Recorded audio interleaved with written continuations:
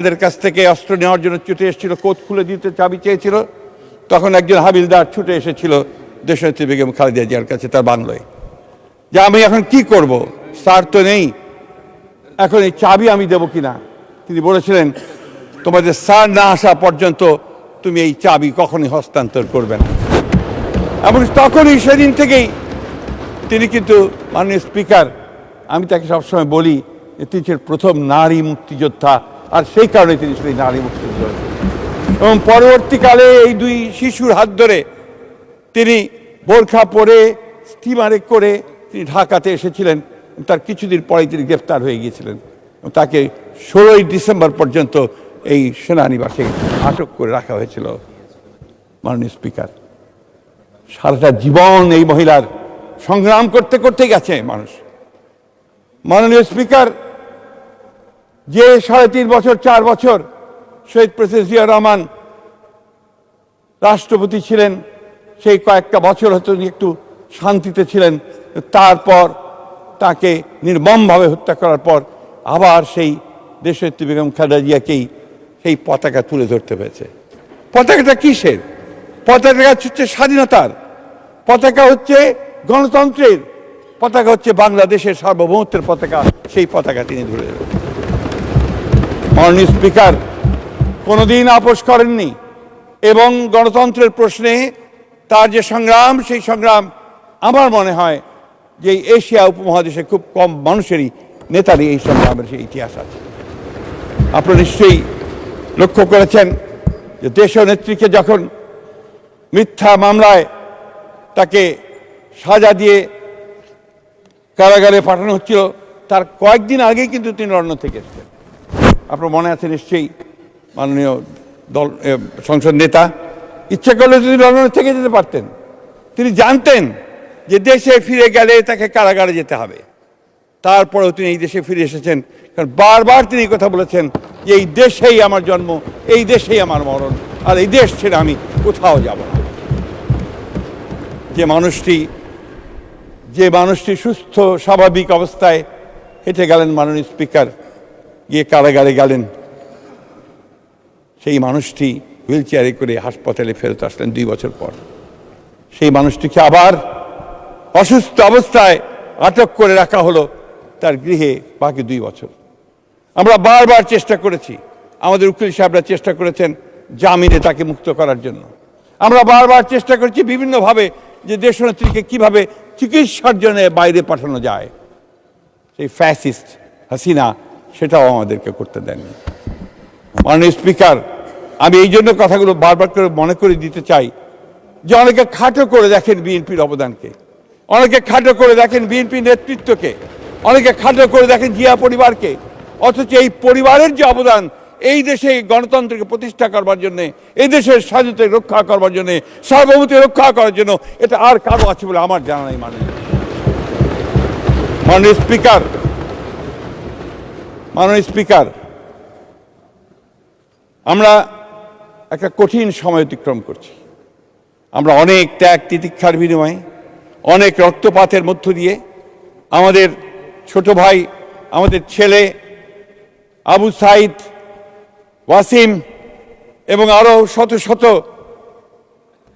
ছাত্রের রক্তের বিনিময়ে, আমাদের শ্রমিক কৃষক মজুরদের রক্তের বিনিময়ে, আমাদের ভোলার শাওন, নারায়ণগঞ্জের সমিত, মুন্সিগঞ্জের শাওন, আমাদের এই সমস্ত নেতাকর্মী, সমস্ত নেতাকর্মীদের রক্তের উপরে আমরা আজকে আন্দোলনের পরে, এই নির্বাচনের পরে এই সংসদে দাঁড়িয়ে আছি। মাননীয় স্পিকার, সমগ্র দেশের মানুষ আমাদের দিকে তাকিয়ে আছে, সমগ্র দেশের মানুষ এই নেতার দিকে তাকিয়ে আছে, যিনি বাংলাদেশে এসে প্রথম যে কথাটা সকলের সামনে বলেছিলেন, আই হ্যাভ এ প্ল্যান, আমার একটা পরিকল্পনা আছে। সেই পরিকল্পনা হচ্ছে দেশকে গড়ে তোলবার পরিকল্পনা, সেই পরিকল্পনা হচ্ছে দারিদ্র্য থেকে মুক্ত হওয়ার পরিকল্পনা, সেই পরিকল্পনা হচ্ছে শিক্ষার পরিকল্পনা, সেই পরিকল্পনা হচ্ছে সকলকে স্বাস্থ্যসেবা দেওয়ার পরিকল্পনা। আজকে সেই কাজগুলো তিনি শুরু করেছেন। মাননীয় স্পিকার, এগুলো নিয়েও অনেকে কটাক্ষ করে, প্রশ্ন তোলে যে এত টাকা পাবে কোথায়। আপনারা তো দেখছেন কাজ শুরু হয়ে গেছে, এবং উনি বর্ণনাও করেছেন কিভাবে টাকা আসবে, কোত্থেকে যাবে। আজকে ফ্যামিলি কার্ড দেওয়া শুরু হয়েছে, অর্থাৎ নারীকে ক্ষমতায়িত করবার কাজ শুরু হয়েছে। আজকে কৃষকদেরকে কৃষি কার্ড দেওয়া হচ্ছে, তার যে সমস্যাগুলো সেই সমাধান করার চেষ্টা করা হচ্ছে, এবং প্রতিদিন 24 ঘন্টার মধ্যে 18 ঘন্টা তিনি কাজ করছেন এই জাতিকে কি করে সামনের দিকে এগিয়ে নিয়ে যাবেন। মাননীয় স্পিকার, এটা তার রক্তের মধ্যে আছে, এটা তার জিনের মধ্যে আছে। কারণ শহীদ প্রেসিডেন্ট জিয়াউর রহমান তিনি যখন শাহাদাত বরণ করেন 1981 সালে, তখন তারপরে আমাদের বন্ধু, আমাদের ছোট ভাইয়ের মতোই তার বইতে তিনি লিখেছেন যে উইলিয়াম বি মাইলাম, তৎকালীন মার্কিন অ্যাম্বাসেডর, রাষ্ট্রদূত, তিনি লিখেছেন শহীদ প্রেসিডেন্ট জিয়াউর রহমান যদি 1981 সালে শহীদ না হয়ে 1975 সালে শহীদ হতেন বা মারা যেতেন, তাহলে বাংলাদেশ একটা ব্যর্থ রাষ্ট্রে পরিণত হতো, হয়তো বা এটা লাইবেরিয়া বা আফগানিস্তানের মতো একটা রাষ্ট্রে পরিণত হতো। দেশনেত্রী বেগম খালেদা জিয়া তিনি যখন হাল ধরেছিলেন এই দেশের, আপনাদের নিশ্চয়ই সকলে মনে থাকার কথা যে তার প্রতিটি টার্মে তিনি অর্থনীতিকে এগিয়ে নিয়ে গেছেন।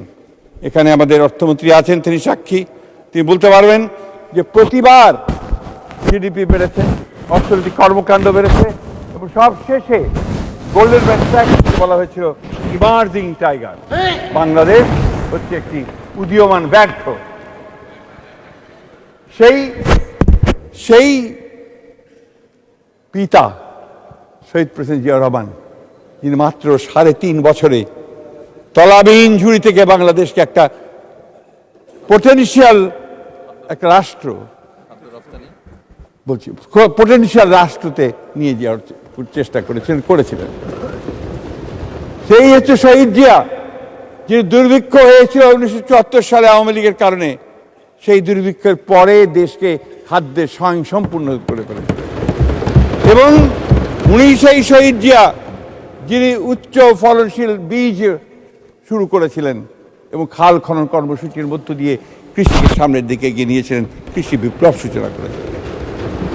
তিনি মাঠে ঘাটে চারণ কবির মতো ঘুরে বেড়াতেন। মাননীয় স্পিকার, তার কণ্ঠে ছিল শুধু একটি গান, একটি সঙ্গীত, উন্নয়নের সঙ্গীত, এগিয়ে যাওয়ার সঙ্গীত। মাননীয় স্পিকার, আমরা আমাদের দেশনেত্রী বেগম খালেদা জিয়ার মধ্যেও সেই একই বাউলের কণ্ঠস্বর শুনেছি, একই চারণ কবির গান শুনেছি। তিনি একইভাবে গণতন্ত্রের গান গেয়েছেন। যখন রাষ্ট্র পরিচালনার দায়িত্ব এসছেন নির্বাচনে জিতে, যিনি কোনোদিন কোনো নির্বাচনে পরাজিত হননি, তিনবার প্রধানমন্ত্রী হয়েছেন, তিনিও কি একইভাবে শুধু উন্নয়ন, মানুষের উন্নয়ন, কিভাবে ক্ষমতায়ন হবে নারীদের, কিভাবে আমাদের মেয়েরা লেখাপড়া শিখবে, কিভাবে আমাদের স্বাস্থ্যসেবার উন্নতি হবে, এই কাজগুলো তিনি করে গেছেন মানুষের। মাননীয় স্পিকার, ব্যক্তিগত সুখ, ব্যক্তিগত আরাম আয়েশের কথা কখনো চিন্তা করেন। শহীদ প্রেসিডেন্ট জিয়াউর রহমান যখন শহীদ হলেন, তখন তার পজিশনে পাওয়া গেল একটা ছেঁড়া সুটকেস। এটা নিয়ে ফ্যাসিস্টরা অনেক বিদ্রুপ করে, কিন্তু সেটাই সত্য ছিল। মাননীয় স্পিকার, ঠিক একইভাবে দেশনেত্রী বেগম খালেদা জিয়া গৃহহীন অবস্থায় ভাড়া বাড়িতে তিনি থাকতেন, তার কোনো বাড়ি ছিল না। মাননীয় স্পিকার, আজকে ঠিক একইভাবে এই তরুণ, এই যুবককে সামনে নিয়ে আমরা এগোচ্ছি একটা সম্ভাবনার একটা প্রতীককে সামনে নিয়ে, যাকে আমরা আশা করি, যাকে আমরা মনে করি যে তিনি বাংলাদেশের পরিবর্তন আনতে পারবেন। মাননীয় স্পিকার, আমরা জানি যে এখন অর্থনীতির অবস্থা খুব খারাপ, আমাদের অর্থমন্ত্রী বলেছেন। আমরা জানি যে এখন দেশে শিক্ষা ব্যবস্থা প্রায় ভেঙে চলে গেছে, এর ইনস্টিটিউশন। মাননীয় মন্ত্রী, আপনি সাম আপ করুন। Take your time.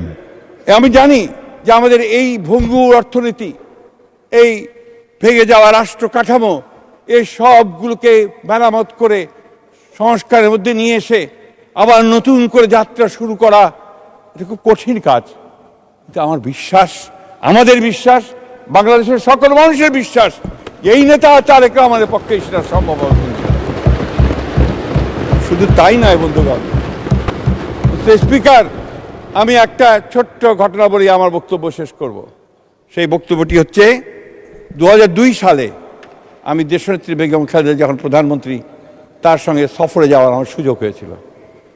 প্রায় 150 সফর সঙ্গী ছিলাম। প্রচণ্ড শীত ছিল। আপনার গ্রেট হলের মধ্যে গার্ড অফ অনার দেওয়া হলো দেশনেত্রী বেগম খালেদা জিয়াকে। তারপর প্রেজেন্টেশন লাইনে আমরা সবাই দাঁড়ালাম। আমার পাশেই ছিলেন আমানুল্লাহ আমান, তার পাশেই ছিলেন আমাদের আজকের প্রধানমন্ত্রী জনাব তারেক রহমান।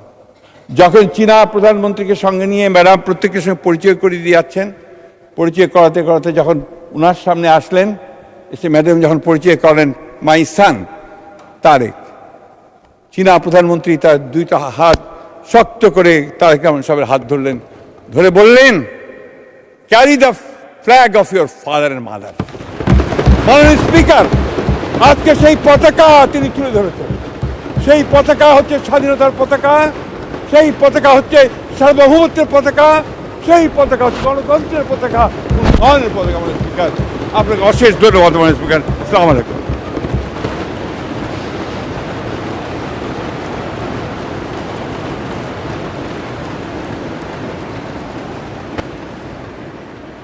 ধন্যবাদ মাননীয় মন্ত্রী। মাননীয় সদস্যবৃন্দ, এই পর্যায়ে মহামান্য রাষ্ট্রপতির ভাষণ সম্পর্কে আনীত ধন্যবাদ প্রস্তাবের উপর আলোচনার জন্য মাননীয় বিরোধী দলের নেতাকে আহ্বান জানাবো। মাননীয় সদস্যবৃন্দ, চলতি অধিবেশন সমাপ্তি সম্পর্কে আমি মহামান্য রাষ্ট্রপতির একটি আদেশ পেয়েছি। এই আদেশটি পাঠ করে শোনাবার আগে অধিবেশনের সমাপ্তি সম্পর্কে বক্তব্য রাখার রেয়াজ রয়েছে।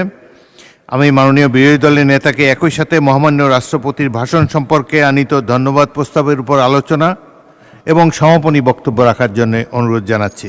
মাননীয় বিরোধী দলের নেতা।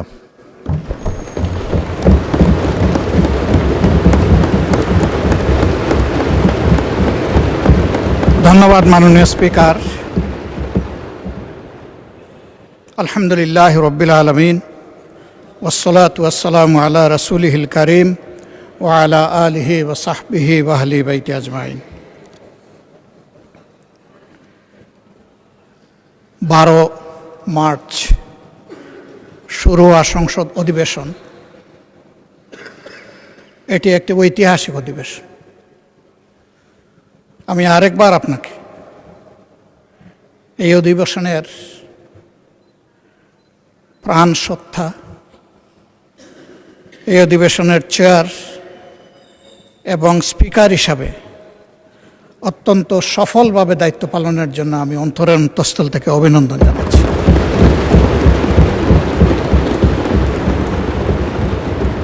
মাননীয় স্পিকার, আজকের এই গ্যালারিটা হচ্ছে বাংলাদেশ।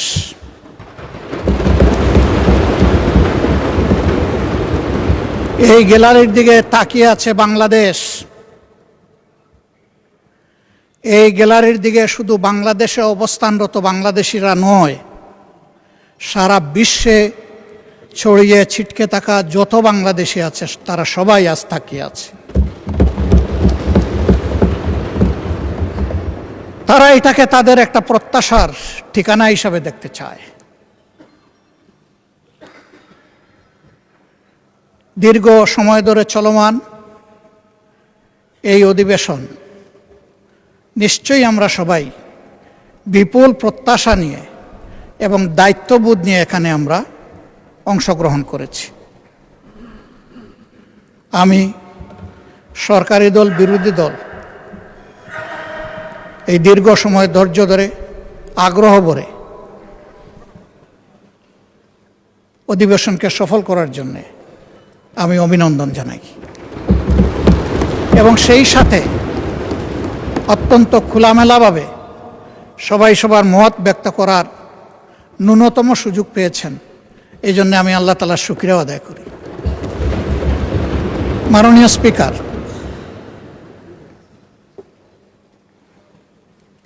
আমি গভীর শ্রদ্ধার সাথে স্মরণ করব আমার সম্মানিত কৃষক পিতা, যিনি অতি সাধারণ গ্রামের একজন অতি সাধারণ কৃষক ছিলেন।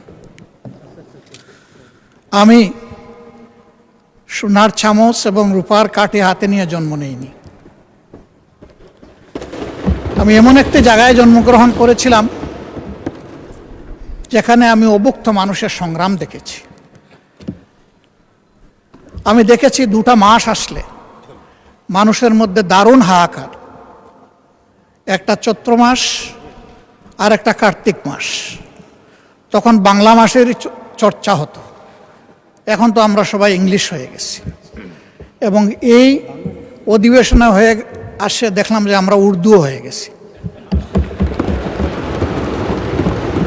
অধিবেশনের সুবাদে বিশেষ করে সরকারি দলের বন্ধুদের কাছ থেকে বুঝে না বুঝে উর্দু শুনে কিছুটা হলেও শেখার চেষ্টা করেছি। ধন্যবাদ তাদেরকে। মাননীয় স্পিকার, এই 2টা সময় মানুষ অগ্রিম তাদের শ্রম বিক্রি করে দিত। পেটের ক্ষুধায় ধান কাটার মৌসুমে একজন মানুষ যদি তখন 12 টাকা বেতনে কাজ করত, তাহলে অগ্রিম হিসাবে 5 টাকা বেতনেই পেটের ক্ষুধার কারণে তার শ্রম বিক্রি করে দিত। আলহামদুলিল্লাহ, বাংলাদেশ হাঁটি হাঁটি পা পা করে আজকে সেই অবস্থা থেকে উত্তরণ হয়েছে। তবে এটা ঠিক, আমাদের দেশ পরিচালনার দায়িত্ব যাদের উপর ছিল তারা যদি সততা, দক্ষতা এবং দায়িত্বশীলতার সাথে দেশ পরিচালনা করতেন, তাহলে 54 বৎসর অতীতে ফেলে আসা এই দেশটা আরো বহুদূর এগিয়ে যেত। এই জন্য ক্ষমতায় যখন কেউ থাকেন তখন তিনি অনেকটা ফিরিস্তার মতো অভিনয় করেন। অন্যদের শুধু দোষ দেখেন, দুর্নীতি দেখেন, অতীতের সব দুর্নীতি দেখেন। ওই মনে পড়ে গেল একজন মেহমানের কথা। উনি খাইতে বসেছেন, তো উনি হাত দেন না, অনেকক্ষণ বসে আছে। যিনি আতিথেয়তা করবেন তিনি এসে বললেন যে আপনি যে হাত দিচ্ছেন না। বলে কিসে হাত দিব, কয়েকটা ভাত দিয়ে রেখেছ, সাথে আর কিছু লাগবে না? কয়ে যে আপনি না একটু আগে এখানে এসে বললেন। হেই ধুত! তা আমি এসে জিজ্ঞেস করলাম যে কারে আপনি ধমক দিলেন? কয় না, ওই দিকে একটা পবিত্র ঘরে একটা কুকুর ঢুকতে লাগছিল, এখান থেকে 4000 মাইল দূরে, আমি একটু এখান থেকে তাড়িয়ে দিলাম। বলল বাহ, আপনি 4000 মাইল দূরের কুকুর দেখলেন, কিন্তু ভাতের নিচের আপনি রুশটা দেখতে পারলেন না।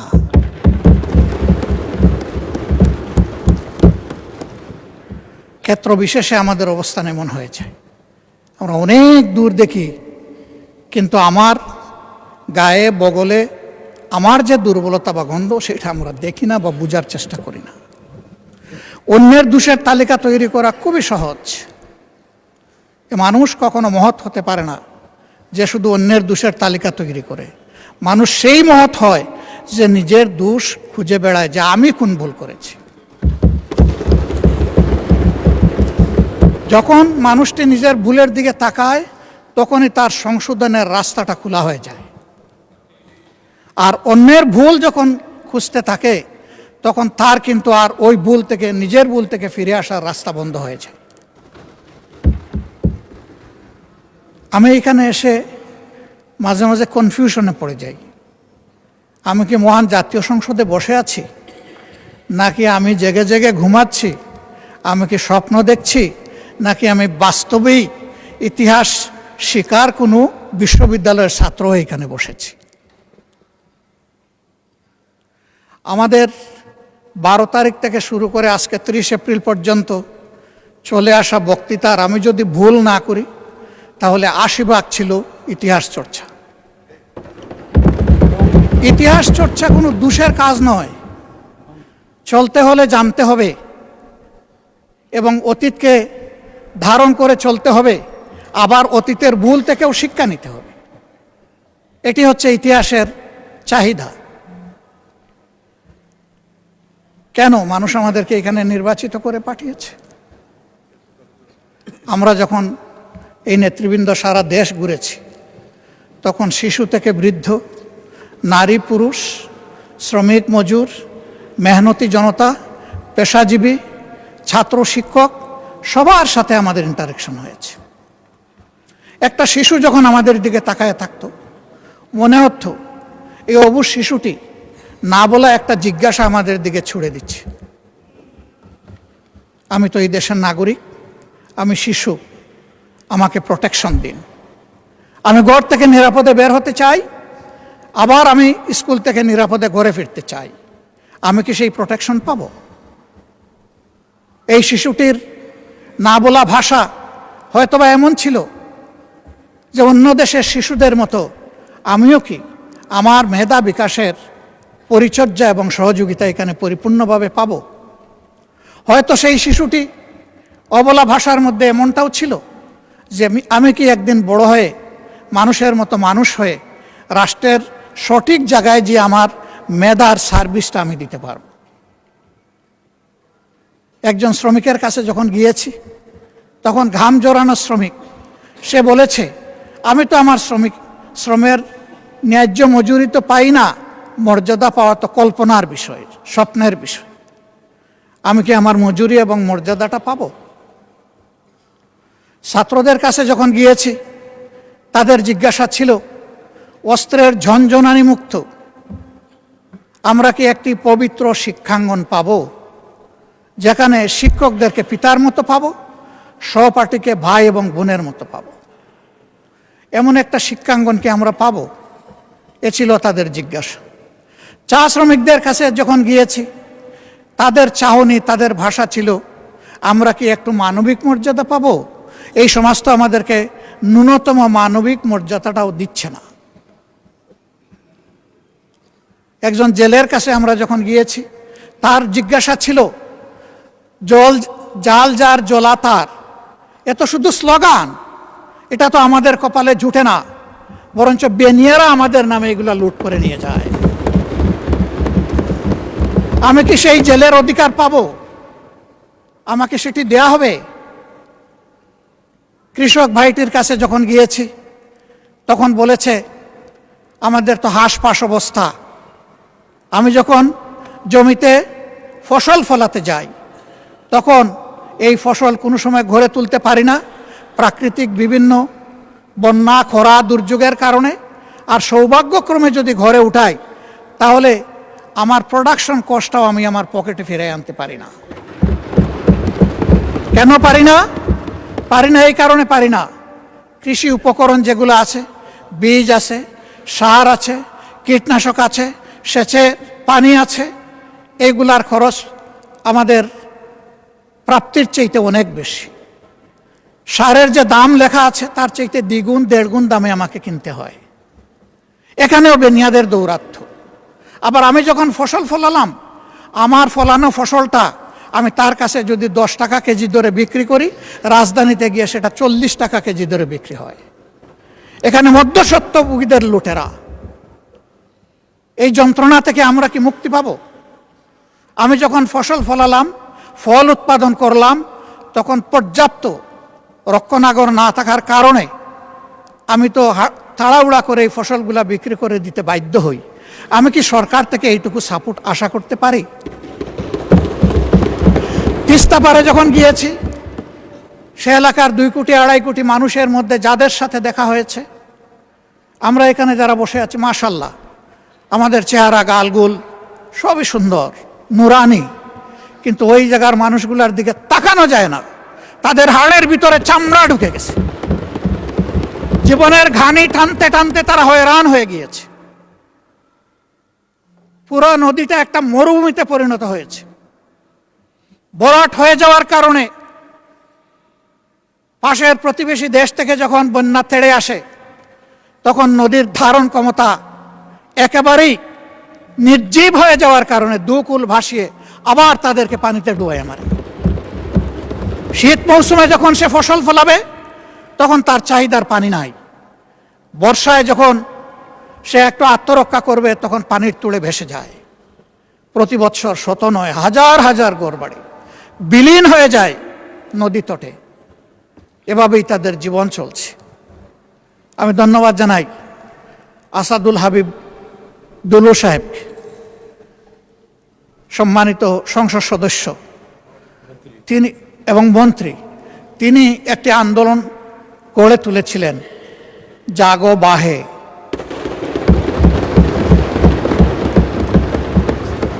এই জাগা লোকগুলো এখন এই সংসদ, এই প্রধানমন্ত্রী, এই মন্ত্রী পরিষদ, এই সরকার আমাদের সবার দিকে তাকিয়ে আছে। আমাদেরকে তো জাগিয়েছে তো ঠিকই, আমরা কিন্তু আমাদের দাবি এখন বাস্তবায়ন হচ্ছে দেখতে চাই। মাননীয় স্পিকার, তিস্তা মহাপরিকল্পনা বাস্তবায়নের গল্প শুনতে শুনতে মানুষগুলা ক্লান্ত, এখন আর গল্প শুনতে চায় না, এখন তারা পদক্ষেপ দেখতে চায়। আমরা নির্বাচনের সময় কথা দিয়েছিলাম, কে সরকারে আসবে না আসবে আল্লাহ তাআলা নির্ধারণ করবেন। আমরা যদি সে সুযোগ পাই, আমাদের প্রথম পদক্ষেপ হবে তিস্তা নদীতে প্রথম কুদালটা কূপ মেরে। আমরা এখান থেকে শুরু করব। সারা বাংলাদেশ কম বেশি ঘোরার সুযোগ হয়েছে। রিয়েলি তিস্তা পারের মানুষগুলার মতো এত দুর্ভাগ্যপীড়িত মানুষ আমি বাংলাদেশের কোথাও আর দেখি।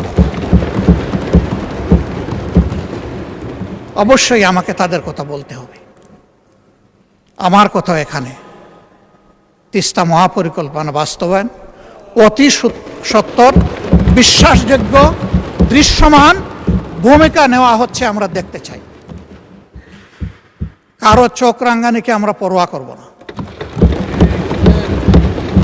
20 কোটি মানুষের আলহামদুলিল্লাহ আল্লাহ তাআলা 40 কোটি হাত দিয়েছে।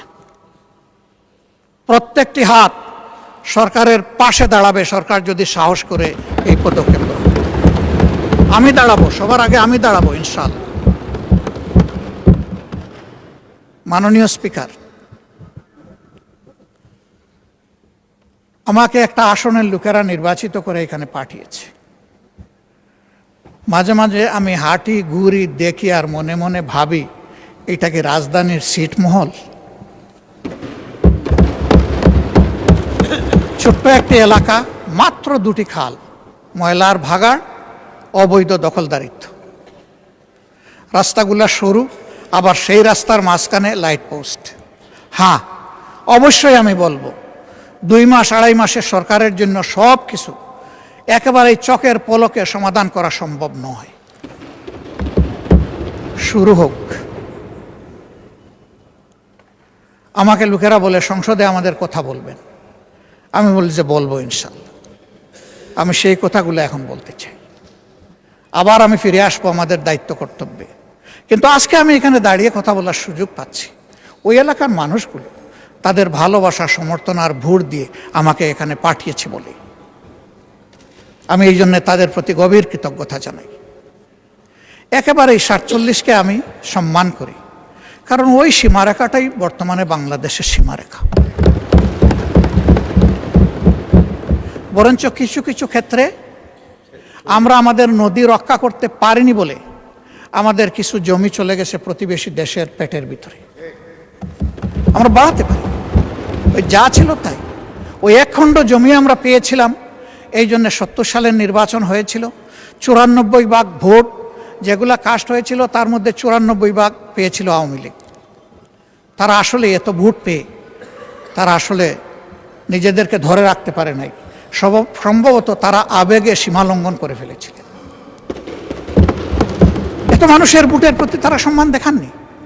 যে ভোটের সম্মান পাকিস্তানি সরকার না দেখার কারণে অনিবার্য হয়ে উঠল মুক্তিযুদ্ধ, তারাই সেই ভোটটাকে আবার গলা টিপে হত্যা করলেন। তারা বাকশাল কায়েম করলেন।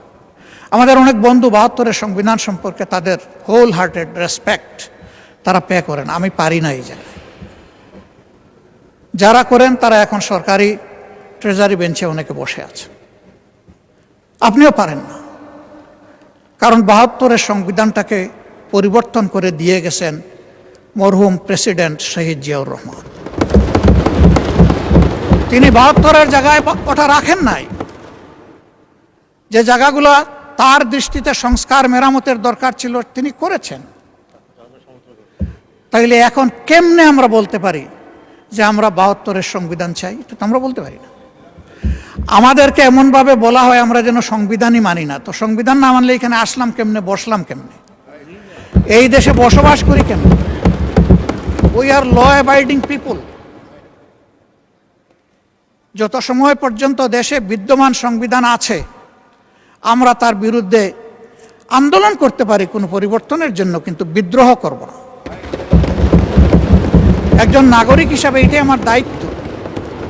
আমি আমার দাবি অব্যাহতভাবে জানিয়ে যাব যতক্ষণ পর্যন্ত আমার দাবি বাস্তবায়ন না হবে। তবে হ্যাঁ, আমার দাবিটা যদি যৌক্তিক না হয় তাহলে এটাকে আমি যে কোনো সময় অ্যাবান্ডন ঘোষণা করতে পারি, তাতেও কোনো সমস্যা নেই। মাননীয় স্পিকার, এই ছোট্ট এলাকাটি মাত্র 2টি থানা নিয়ে গঠিত, কাফরুল এবং মিরপুর। মিরপুরের পুরা টানা আংশিক। এই জায়গাটির মধ্যে কিছু অবকাঠামোগত সমস্যা আমাদের রয়েছে, সেগুলোর দিকে একটু নজর দেওয়ার জন্য আমি সংশ্লিষ্ট মন্ত্রণালয়ের সম্মানিত মন্ত্রীবর্গকে আহ্বান জানাবো, অনুরোধ জানাবো। ইব্রাহিমপুর বাজার এলাকার যানজট নিরসনে মাস্টার প্ল্যান অনুযায়ী 100 ফুট রাস্তা বাস্তবায়ন এবং উত্তর কাফরুলের 350 মিটার দৈর্ঘ্য সরু রাস্তাটি প্রশস্তকরণ জরুরি। প্রথমটা একটা মাস্টার প্ল্যান আগে থেকে আছে, এখন এটা বাস্তবায়ন হওয়া দরকার। এই এলাকায় প্রায় যানজট লেগে থাকে, অসহনীয় যানজট। সেই জায়গাটার দিকে আমি দৃষ্টি আকর্ষণ করলাম। 4 নম্বর ওয়ার্ডের সরকারবাড়ি মোড় থেকে পলাশনগর এবং 13 নম্বর ওয়ার্ডের বড়বাগ থেকে পূর্ব মণিপুর পর্যন্ত অত্যন্ত জরাজীর্ণ রাস্তাগুলোর দ্রুত সংস্কার। বছরের পর বছর ভাঙ্গাচূড়া পড়ে আছে। এখানকার কন্ট্রাক্টর নাকি পালিয়ে গেছে, তো এখন কন্ট্রাক্টর আবার ফিরে এসে যতক্ষণ পর্যন্ত ওই ফ্যাসিস্টরা ধরা না দিবে ততক্ষণ পর্যন্ত কি মানুষগুলোকে এই যন্ত্রণা ভোগ করতে হবে? মাননীয় স্পিকার, এর তো একটা সমাধান হওয়া দরকার। এই জন্যে আমি মাননীয় স্থানীয় সরকার মন্ত্রণালয়ের সম্মানিত মন্ত্রীকে আমি অনুরোধ করব তিনি সদয় দৃষ্টি দিবেন। ইব্রাহিমপুর এবং উত্তর কাফরুলের রাস্তার মাঝখানে অবস্থিত বিদ্যুতের খুঁটিগুলো জরুরি ভিত্তিতে সরানো দরকার। এর মাঝে বহু অ্যাক্সিডেন্টও হয়েছে এগুলোকে কেন্দ্র করে। এবং রাস্তা এত সরু, তার মাঝখানে আবার ইলেকট্রিক লাইট পোস্ট, এটা একেবারেই সময়ের দাবি হয়ে দাঁড়িয়েছে। মিরপুর 10 থেকে আগারগা পর্যন্ত জলাবদ্ধতা দূর করতে এখানে বগালে খালের অবৈধ দখল উচ্ছেদ এবং গভীরতা বৃদ্ধি করা একান্ত প্রয়োজন। মণিপুর ও শেওড়াপাড়া এলাকার পুরাতন ও সরু সুয়ারেজ পাইপ পরিবর্তন করে বড় মাপের বা ব্যাসের পাইপ সেখানে স্থাপন করা অতি জরুরি। এখন বর্ষা হলে ওই 52 ইঞ্চি বর্ষার কোনো দরকার পড়ে না, বৃষ্টির দরকার পড়ে না। সামান্য বর্ষা হলেই সেখানে ফ্লাড শুরু হয়েছে। এই জন্য বলছিলাম যে এটা ছিটমহল কিনা আল্লাহই ভালো জানে। মাননীয় স্পিকার, বাউনিয়া বাঁধ এবং একটা শব্দ এখানে আছে, আমি না বলে পারছি না যেহেতু ওই নামেই এটা পরিচিত, বগারমার খাল। সেই খালের পর নির্মিত নিচু কালভার্টগুলো পানির স্বাভাবিক প্রবাহে বাধা দিচ্ছে, এগুলো পুনর্নির্মাণ একান্ত প্রয়োজন। কতগুলো এলাকায় পানির জন্য এখন হাহাকার। গ্রামাঞ্চলে সুপেয় পানি পায় না, সেখানে হয়তো আর্সেনিকযুক্ত পানি, কিন্তু পানি পায়। আর এইখানে পানিই পাচ্ছে না, এটা একটা ছোটোখাটো কারবালায় পরিণত হয়ে গেছে। আবার বিশেষ করে গত 1 মাস ধরে এই প্রবলেমটা খুব মারাত্মক আকার ধারণ করেছে। কী জন্যে আমি ঠিক জানি না।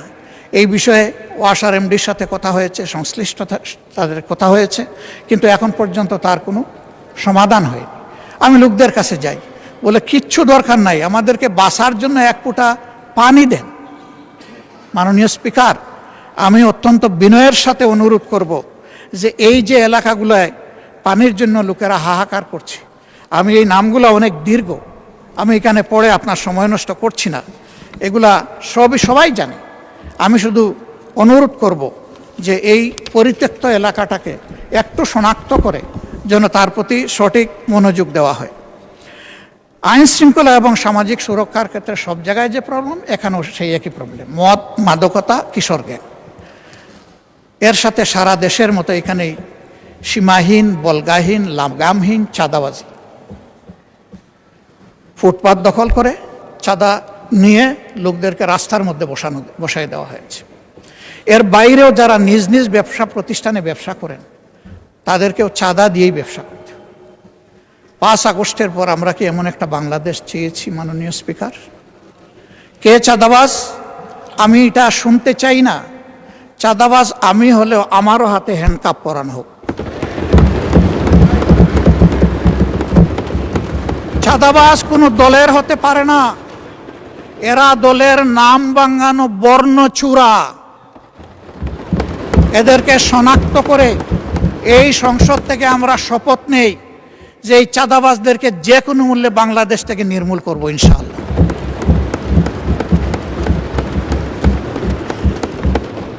দখলবাজি নিয়ে বিভিন্ন জায়গায় ইনফাইটে কতগুলো মূল্যবান জীবন ঝরে গেছে। আমি তাদের জন্য দুঃখ প্রকাশ করছি। কেন? তারা তো এদেশেরই সন্তান, এইভাবেই মরতে হবে কেন? হালাল রুজির পথ ৯৯ ভাগ মানুষের জন্য থাকলে এই 1% মানুষের হাতে কেন ৯৯ ভাগ মানুষ জিম্মি হবে? এদের যন্ত্রণা থেকে দেশটাকে মুক্ত করতে হবে। মাননীয় স্পিকার, আইন শৃঙ্খলা পরিস্থিতির অবনতি উন্নতি আমি এগুলো বুঝি না। যে সরকার আসে আইসেই বলে যে আগের চেয়ে এখন অবস্থা ভালো। এই আগটা কি সেটাও বুঝি না। আমি এই আগ পাস কিছুই শোনার পক্ষপাতী নই। আমি শোনার পক্ষে আমাদের বর্তমানটা কি। এই বর্তমানে আমরা একটা নিরাপদ বাংলাদেশে বসবাস করতে চাই। মাননীয় স্পিকার, আমি মাননীয় স্বরাষ্ট্রমন্ত্রীকে অনুরোধ করব, বাংলাদেশের সকল জায়গার আইন শৃঙ্খলা পরিস্থিতি একই ধরনের নয়, কিন্তু যে জায়গাটা বেশি ঝুঁকিপূর্ণ, বেশি ভালনারেবল, সেই জায়গায় যেন অগ্রাধিকারের ভিত্তিতে আগেই নজর দেওয়া হয়। এর সাথে আমাদের শিক্ষাঙ্গনগুলোকে সকল ধরনের সন্ত্রাস মুক্ত যেন রাখার পর্যাপ্ত ব্যবস্থা করা হয়। আমরা আর দেখতে চাই না যে দলেরই হোক দায়ের কূপে কিংবা আগ্নেয়াস্ত্রের বুলেট তার জীবন নিয়ে গেছে, এটা দেখতে চাই না। আমরা দেখতে চাই শিশু হয়ে ঢুকবে, পরিণত মানুষ হয়ে ওখান থেকে বের হবে, দক্ষ নাগরিক হয়ে বের হবে, নৈতিকতাবোধ সম্পন্ন নাগরিক হয়ে বের হবে, দেশপ্রেম বুকে নিয়ে বের হবে, দেশ গড়ার অঙ্গীকার নিয়ে বের হবে। আমরা সেই শিক্ষা প্রতিষ্ঠানটা দেখতে চাই। মাননীয় শিক্ষামন্ত্রী আছেন, দেশকে যদি আগাতে হয় তাহলে শিক্ষা এবং স্বাস্থ্য এই দুইটাকে সর্বাধিক গুরুত্ব দিতে হবে। শিক্ষার প্রাণ হচ্ছে টারশিয়ারি লেভেলে, সেখানে রিসার্চ হবে, গবেষণা হবে, জাতির ভবিষ্যৎ ওখান থেকেই বের হয়ে আসবে। দুঃখের বিষয়, গবেষণায় ফকিরের ভিক্ষা দেওয়া হয়। ফকিরের ভিক্ষা দেওয়ার কারণে ওই ভিক্ষাগুলো লুটপাট হয়ে যায় অনেক ক্ষেত্রে, সেগুলোও কাজে লাগে না। তবে আমি একটা সেক্টরকে বরাবর ধন্যবাদ দেই, আজও ধন্যবাদ দেব। এটি হচ্ছে আমাদের কৃষি বিভাগ, কৃষি বিশ্ববিদ্যালয়। তাদের অর্জনকে আমরা অস্বীকার করলে নিজেকে অস্বীকার করার সামিল হবে। তারা এই দেশকে অনেক কিছু দিয়েছেন।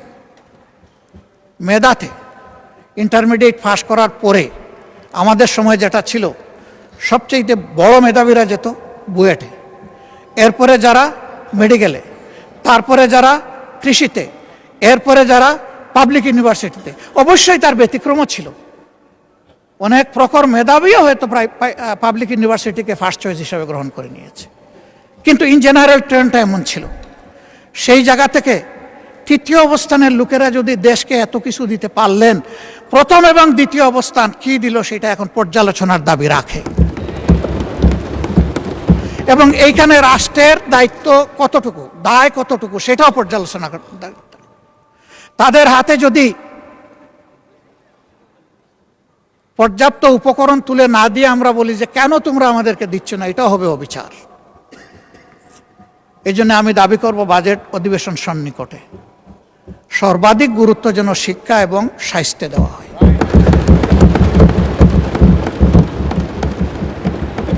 যদি একটা সুস্থ সবল জাতি গঠন করতে হয়, অবশ্যই একটি সুস্থ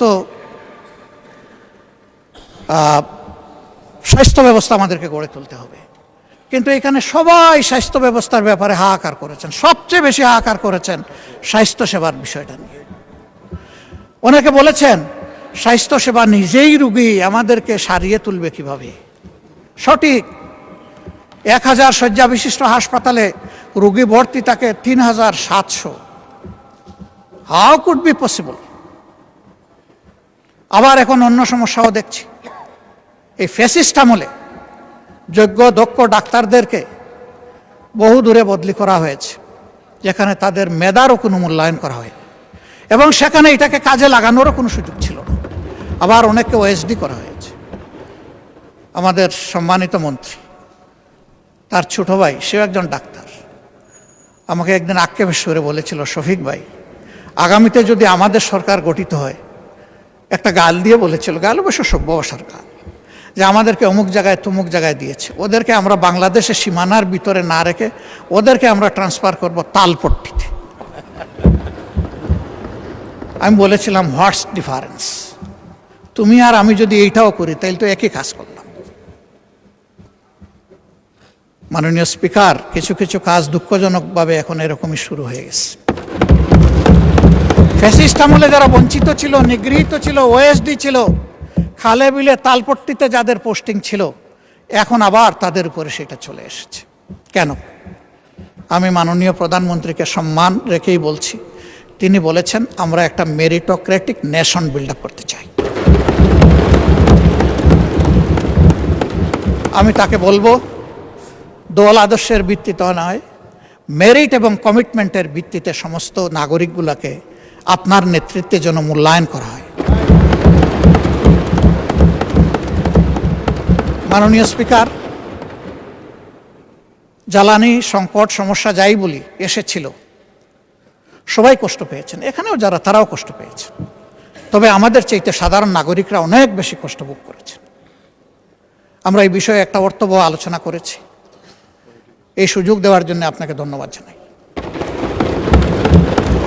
এই আলোচনার পরে যখন কমিটি হলো, সম্মানিত চিফ হুইপ বলেছেন, এই কমিটি হওয়ার পরে আমরা দেখি যে রাস্তার সেই কষ্ট দূর হয়ে গেছে অনেকটাই।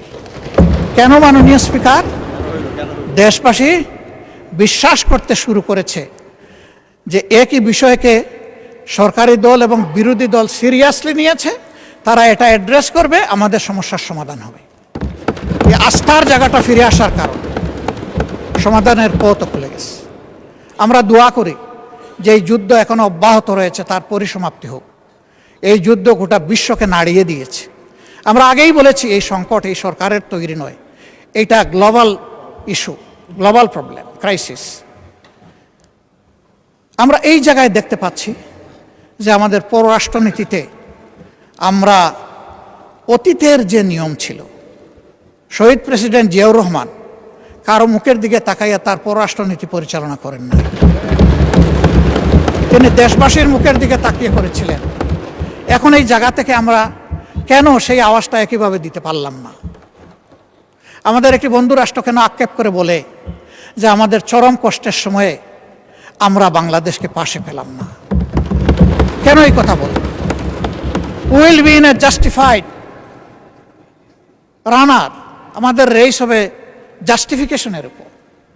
যেই মজলুম হবে, সে আমার প্রতিবেশী কিংবা দূরবর্তী যেই হোক, তার প্রতি আমাদের সমর্থন থাকবে। আর যেই জুলুম করবে, তার জুলুমেরও আমরা প্রতিবাদ করব আমাদের ভাষায়, আমরা যে ভাষাটা বুঝি, কারো শেখানো দেওয়া ভাষায় না। নির্বাচনী ইশতেহারে আমরা যেমন বলেছি, বিএনপিও তেমন বলেছে যে আমাদের পররাষ্ট্রনীতি হবে স্বাধীন পররাষ্ট্র, সবার আগে বাংলাদেশ। আমরা সেই জায়গাটা দেখতে চাই। আমরা কাউকে বরাবর বলে এসেছি, আমাদের সীমাহীন বন্ধুর প্রয়োজন আছে, কিন্তু একজন প্রভুর দরকার নাই আমাদের। আমরা সেই জায়গাটাই দেখতে চাই। মর্যাদার সাথে মাথা উঁচু করে সমতা, ন্যায্যতা এবং মিউচুয়াল রেসপেক্টের ভিত্তিতে পরিচালিত হবে আমাদের পররাষ্ট্রনীতি। এই জায়গাটা নিশ্চিত করুক সরকার, আমরা এটাই সরকারের কাছে প্রত্যাশা করি। আমাদেরকে বলা হয় মাঝে মাঝে, আমাদের ট্রেজারি বেঞ্চের বন্ধুরা বলেন যে এমন কোনো কাজ আপনারা করবেন না যে কারণে আবার পতিত ফ্যাসিস্টটা ফিরে আসে। আমরা তো এটা চাই না, কিন্তু নির্বাচনের আগে আমরা দেখলাম কিছু কিছু সিনিয়র নেতা পর্যন্ত তাদেরকে আশ্বস্ত করে নিশ্চয়তা দিয়ে বলছেন আপনাদের সকল মামলা উঠায় দেব। আপনাদের জন্য আমাদের দুয়ার খোলা, আপনাদেরকে আমরা পর্যাপ্ত নিরাপত্তা দেব। আমরা জানি না এখনো তাদের সেই সম্পর্ক বিদ্যমান আছে কিনা।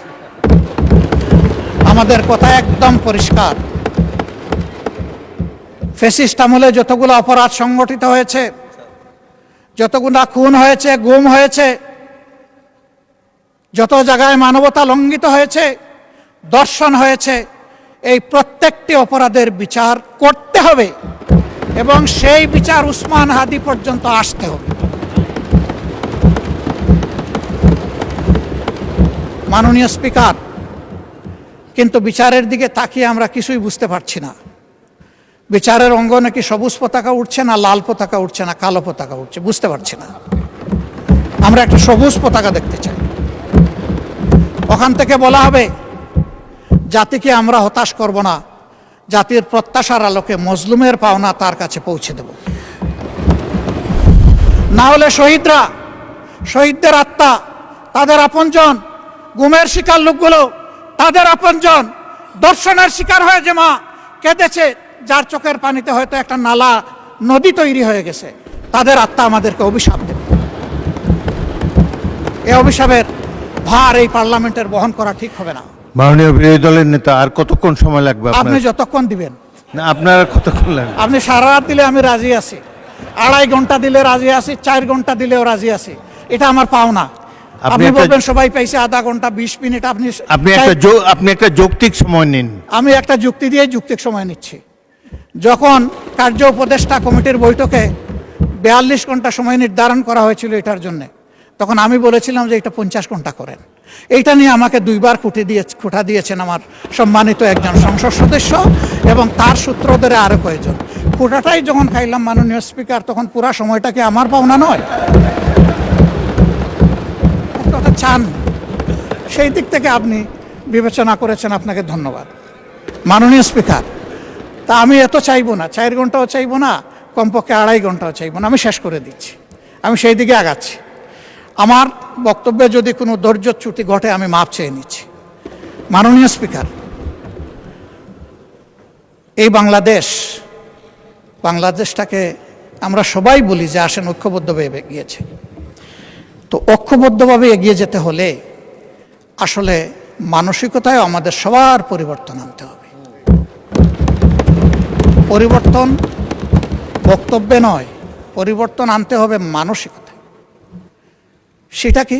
সেটা আর কিছু নয়, let us agree to disagree. আমার অপিনিয়ন আমি দেব, আপনার অপিনিয়ন আপনি দেবেন, আমারটা আপনি শ্রদ্ধা ভরে শুনবেন, আপনারটা আমি শ্রদ্ধা ভরে শুনব। এরপরে যা যৌক্তিক তা নিয়ে আমরা সামনে এগিয়ে যাব। আমরা যদি এতই ক্ষিপ্তা বিরোধী দল হতাম, তাহলে মাননীয় প্রধানমন্ত্রীর এই প্রস্তাবে আমরা সাড়া দিতাম না। আমরা তো বিরোধী দলকে ভালোবাসি না, আমরা তো এখানে বিরোধী দলকে প্রতিনিধিত্ব করতে আসি নাই। আমরা এখানে এসেছি 20 কোটি মানুষের জন্য কথা বলতে।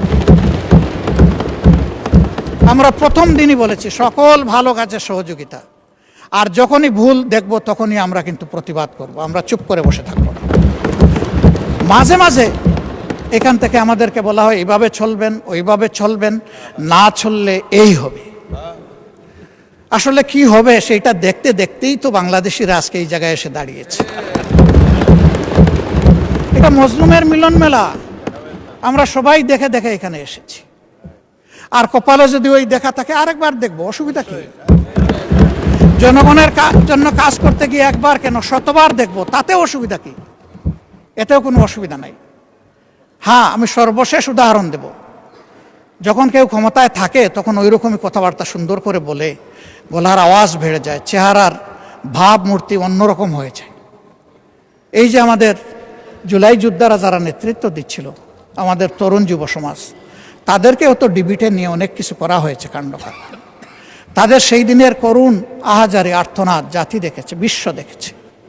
কিন্তু তাই দিয়ে কি আন্দোলন দমানো গেছে? তাই বলে কি এদেরকে দমানো গেছে? এটা হয় না। চাবুক পিঠে দিতে পারবেন, কিন্তু চাবুক আপনি হৃদয়ের উপরে দিতে পারবেন না। কাজেই আমাদের ভাষা যদি হয় পরস্পরকে শ্রদ্ধা করে, পরস্পরকে মেনে নিয়ে সম্মান করে, ইনশাআল্লাহ নতুন বাংলাদেশ দেখবে।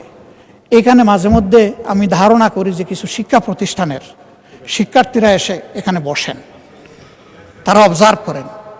উই ডু স্যালিউট এই উদ্যোগ নেওয়ার জন্য। ওরা যেন এখানে এসে আমাদের দ্বারা অনুপ্রাণিত হয়। ইয়েস, আমরা আমাদের অ্যানসিস্টরদের সত্যিকারের অ্যানসিস্টর হিসাবে পেয়েছি। আমরা গর্বিত সাকসেসর হতে চাই তাদের। আমাদের সব কিছু দেখে যেন তাদের মধ্যে সেই উদ্দীপনাটা আসে। ইতিহাসের বিশাল কুপাকুপির পরে কোনো সম্মানিত সদস্য একেবারে শেষে এসে বলেন যে এগুলা বাদ দিয়ে আসেন, আমরা ঐক্যবদ্ধভাবে এগিয়ে যাই। তা আগে দাগ উড়ালগুলা ফেলে দেন, ওই কুপাকুপিগুলো আমরা বাদ দেই, সেটা আমিই দেই আর ওখান থেকেই দেওয়া হোক। ওগুলা ফেলে দিয়ে যখন ঐক্যের ডাক দেওয়া হবে, সেই ডাকটা তখন হবে কার্যকর ডাক। মাননীয় স্পিকার, আমি বুঝতে পারছি আমার সময় সংকেত বেজে উঠেছে, আমি আর বেশি সময় নেব না। আমি 1 মিনিট কথা বলে বিদায় নিচ্ছি। কি ভাই এটা? জি জি, না সেটা তো ভিন্ন ব্যাপার, আমার বক্তব্য আমি শেষ করছি। আমি শুধু এতটুকু বলবো যে ভাই, অতীতকে স্মরণ রাখা ভালো, ইতিহাস শিক্ষা ভালো, কিন্তু ইতিহাসকে নিয়ে পড়ে থাকলে আমরা নিজেরা ইতিহাস তৈরি করতে পারবো না। ইতিহাসকে ইতিহাসের জায়গায় রেখে আসুন আমরা এগিয়ে যাই। আমার কথায় কেউ যদি কষ্ট পেয়ে থাকেন, ক্ষমা চাই। ভালো যদি কিছু বলে থাকি, আল্লাহ আগে আমাকে আমল করার তৌফিক দিন এবং আমাদের সবাইকে এটা মানার তৌফিক দান। আমি একটা কৈফিয়ত না দিয়ে পারছি না। মাননীয় প্রধানমন্ত্রীর পরিবারকে জড়িয়ে যারা অশ্লীল আচরণ করেছে, উনি এখনো বিচার চান নাই, আমি তার পক্ষে তাদের বিচার চাই।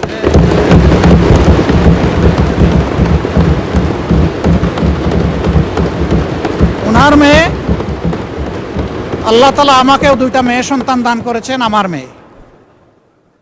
ওনার মেয়ের সম্মান মানে আমার মেয়েরও সম্মান, মানে আমাদের মেয়েরও সম্মান।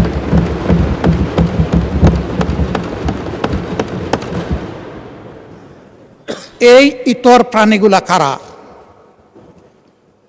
তাদেরকে নির্মোহভাবে খুঁজে বের করা হোক। প্রিকনসেপ্ট কোনো আইডিয়া থেকে নয়, ব্লেম গেমের জায়গা থেকে নয়, ভেরি ট্রান্সপারেন্টলি এটা বের করে আনা হোক। আমার নিজের দুঃখের কথা নাই বললাম, একটা মানুষ বয়স হওয়া পর্যন্ত সব সময় গায়ে কাপড় রাখার চেষ্টা করেছি। মা বাপ যেটুকু পেরেছেন, আমি এখন যেটুকু পারি সামর্থ্যের আলোকে। কিন্তু আমার যে কতবার কাপড় চোপড় খুলে ফেলে, নিজেরটা আমি কারে বলবো? মাননীয় স্পিকার, কি শিখাচ্ছি, কাদেরকে প্রশ্রয় দিচ্ছি?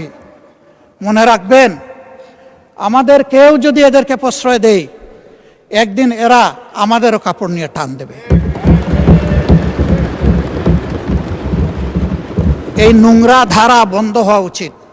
এর অস্ত্র সরকারের হাতে, আমরা সরকারকে পূর্ণ সহযোগিতা করব। সকল টেকনোলজি কাজে লাগিয়ে প্রথমত বলবো যে এই নোংরামি বন্ধ করার পথ বাইর করুন, গোলকা ফিল্টার করে আউট করুন। তারপরে বলবো ইনসিডেন্টালি ওর অ্যাক্সিডেন্টালি কিছু হয়ে গেলে সেইটার কঠোর ব্যবস্থা নেই। আমি সংসদ সদস্যরা 2 জন দাঁড়িয়ে তাদের নিরাপত্তা চেয়েছেন, আমি খুশি হতাম তারা যদি বলতেন আমরা আমাদের নিরাপত্তা চাই না, আমরা 20 কোটি মানুষের নিরাপত্তা চাই। আমি বলবো আমরা 20 কোটি মানুষের নিরাপত্তা চাই। আমি ধন্যবাদ জানাচ্ছি বিশেষভাবে এই অধিবেশনকে সফল করতে যারা প্রচুর খাটুনি করেছেন, কষ্ট করেছেন। সমস্ত কর্মচারী কর্মকর্তাবৃন্দ, মিডিয়ার লোকেরা যারা শৃঙ্খলার দায়িত্বে ছিলেন, তারা সবাইকে আমি ধন্যবাদ জানাচ্ছি বিরোধী দলের পক্ষ থেকে বা সারা অধিবেশনের পক্ষ।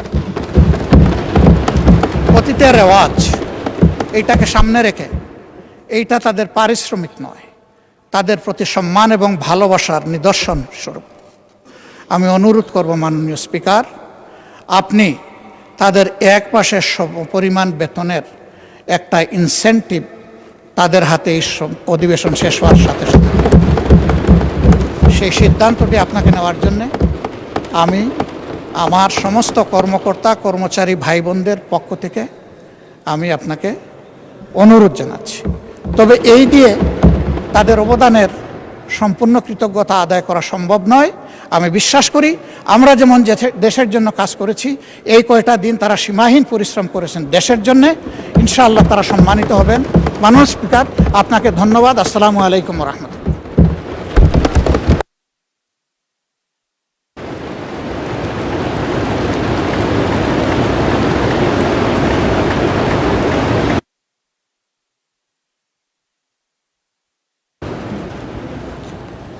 ধন্যবাদ মাননীয় বিরোধী দলের নেতা।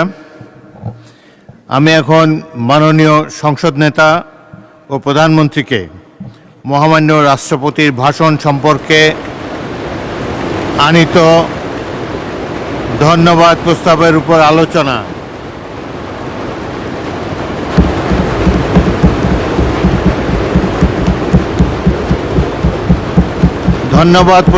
উপরে আলোচনা ও সমাপনী বক্তব্য একই সাথে রাখার জন্য অনুরোধ জানাচ্ছি।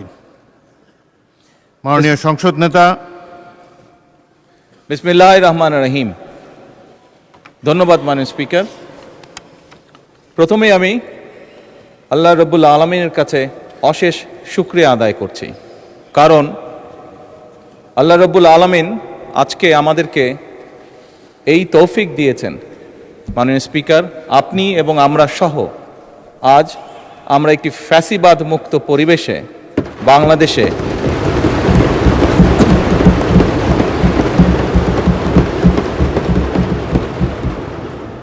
বাংলাদেশের মানুষের সমর্থনের ভিত্তিতে এই সংসদ অধিবেশনে বসেছি এবং আলহামদুলিল্লাহ আল্লাহর রহমতে প্রায় 1 মাস 25 দিন যাবৎ এই সংসদ পরিচালিত হয়েছে এবং দেশ এবং দেশের জনগণের স্বার্থে আমরা এখানে আলোচনা করেছি এবং গুরুত্বপূর্ণ সিদ্ধান্ত গ্রহণ করেছি।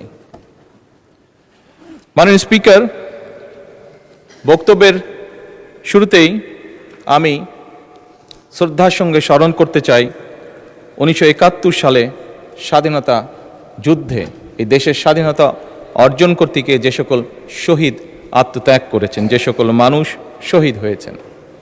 আমি স্মরণ করতে চাই 1990 সালের স্বৈরাচার বিরোধী আন্দোলনে সকল রাজনৈতিক দলের, গণতান্ত্রিক রাজনৈতিক দলের যে সকল নেতাকর্মী শহীদ হয়েছেন।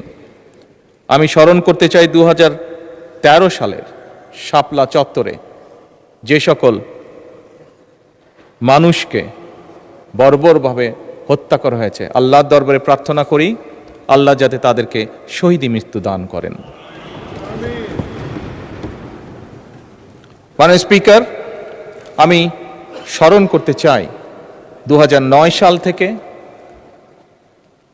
2024 সালের 5ই আগস্ট পর্যন্ত এই দেশের মানুষের কথা বলার অধিকার, রাজনৈতিক অধিকার, অর্থনৈতিক স্বাধীনতা অধিকার যেটা ছিনিয়ে নেওয়া হয়েছিল, সেই অধিকার পুনঃপ্রতিষ্ঠার জন্য যে সকল মানুষ আত্মত্যাগ করেছেন প্রত্যেকটি মানুষকে আমি স্মরণ করতে চাই, তাদের আত্মার মাগফিরাত কামনা করতে চাই। একই সাথে এই দীর্ঘ 1 যুগেরও বেশি সময় ধরে সকল রাজনৈতিক দল যারা গণতন্ত্রে বিশ্বাসী, যারা রাজপথে থেকে দুর্বার প্রতিরোধ গড়ে তুলেছিল স্বৈরাচারের বিরুদ্ধে, এবং সেই রাজনৈতিক দলের যে সদস্যরা বিভিন্নভাবে আহত হয়েছে তাদেরকে শ্রদ্ধার সঙ্গে আজকের এই সংসদ অধিবেশনে আমি স্মরণ করতে চাই। মাননীয় স্পিকার, আজকের এই সংসদ, মাননীয় সম্মানিত বিরোধী দলীয় নেতা সঠিকভাবেই বলেছেন যে আজকের এই সংসদের দিকে সমগ্র বাংলাদেশ তাকিয়ে আছে। এই সংসদের দিকে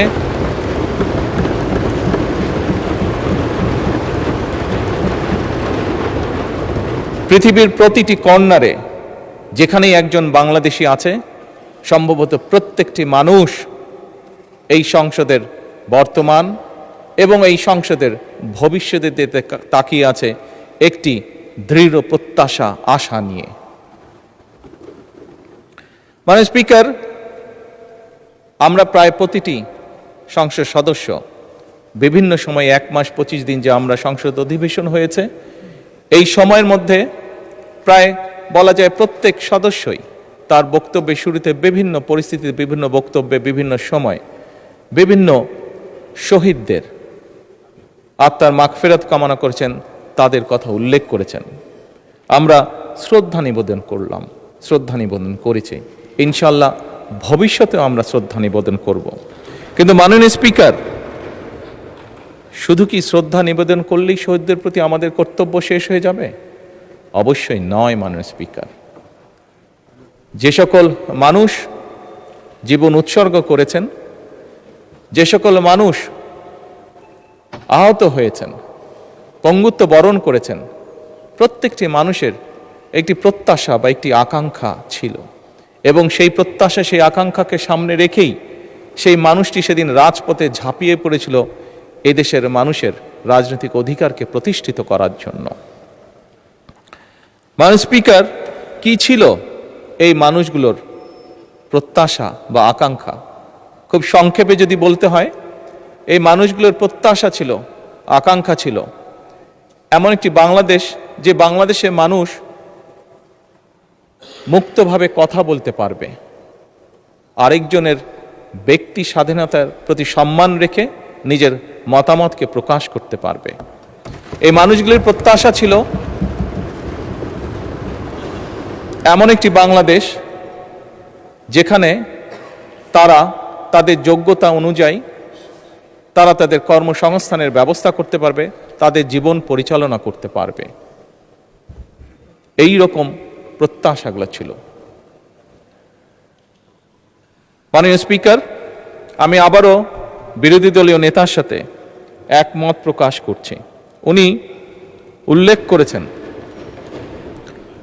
করেছেন ওনার বাবা একজন কৃষক ছিলেন, এবং কৃষক থাকাকালীন অবস্থায় কি এরকম সমস্যা ফেস করেছেন এই দেশের কৃষক, সেটি সেই সময় হোক, এটি বর্তমান সময় হোক। মাননীয় স্পিকার, এই সকল বিষয়গুলো ওনারা যেমন দেখেছেন, এই সকল বিষয়গুলো আমরা এখানে উপস্থিত প্রত্যেকটি মানুষ, প্রত্যেকটি সংসদ সদস্য আমরা দেখেছি। আমাদের পরিবারে বর্তমানেও কেউ না কেউ প্রত্যক্ষ পরোক্ষভাবে কৃষির সাথে জড়িত। আমরা যে গিয়েছি 12 তারিখের নির্বাচন, আমরা 12ই ফেব্রুয়ারি নির্বাচন হোক, 1991 সালে নির্বাচন হোক, 2001 সালে নির্বাচন হোক, 1996 সালে নির্বাচন হোক, প্রতিটি নির্বাচনে এখানে উপস্থিত প্রত্যেকটি মানুষ আমরা গ্রামে গিয়েছি, খেতে গিয়েছি, কৃষকের কাছে ভোট চেয়েছি, কৃষাণীর কাছে ভোট চেয়েছি, সকল প্রকার মানুষের কাছে আমরা ভোট চেয়েছি। আমরা জানি আমাদের কৃষক ভাইদের কি অবস্থা। মাননীয় বিরোধী দলের নেতাকে আশ্বস্ত করে বলতে চাই, কৃষকদের এই সমস্যা থেকে বের করে আনার জন্যই আমরা আমাদের ম্যানিফেস্টোতে কৃষক কার্ড রেখেছিলাম। মাননীয় স্পিকার,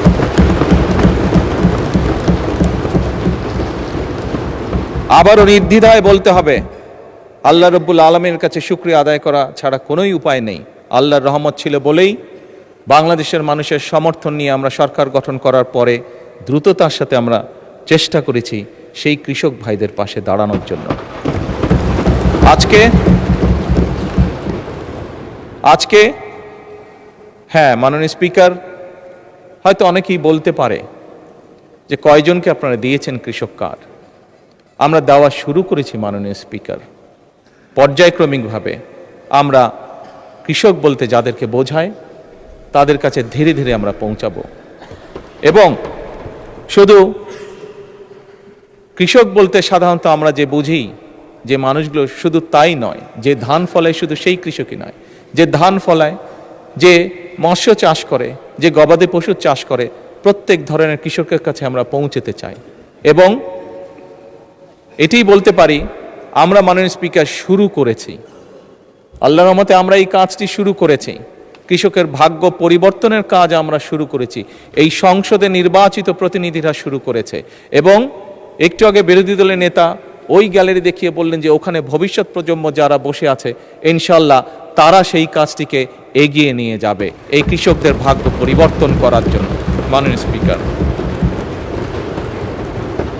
স্পিকার খুব সঠিকভাবে বিরোধী দলের নেতা বলেছেন এই দেশের শিক্ষা অঙ্গন বা ছাত্রদের কথা। মাননীয় স্পিকার, আমরা অবশ্যই চাই না যে আমাদের যে শিক্ষা অঙ্গনগুলোর যে অবস্থা, শিক্ষার্থীদের যে অবস্থা, সেটি এরকম থাকুক, সেটি অবশ্যই পরিবর্তিত হোক। মাননীয় বিরোধী দলীয় নেতার এক সন্তান ব্রিটেনে থাকেন। যেভাবেই হোক রাজনৈতিক কারণে বহু বছর আমাকেও ব্রিটেনে থাকতে হয়েছিল। আমি দেখেছি সেই দেশের স্কুলগুলি কেমন। যখন স্কুলগুলো দেখতাম, সেই দেশের স্কুলের বাচ্চাদেরকে দেখতাম, এই বাংলাদেশের একজন নাগরিক হিসাবে রাজনীতির সাথে জড়িত আছি বলেই খুব স্বাভাবিকভাবেই মনে হতো, আহা, আমার দেশের স্কুলগুলো কেন এমন হতে পারে না।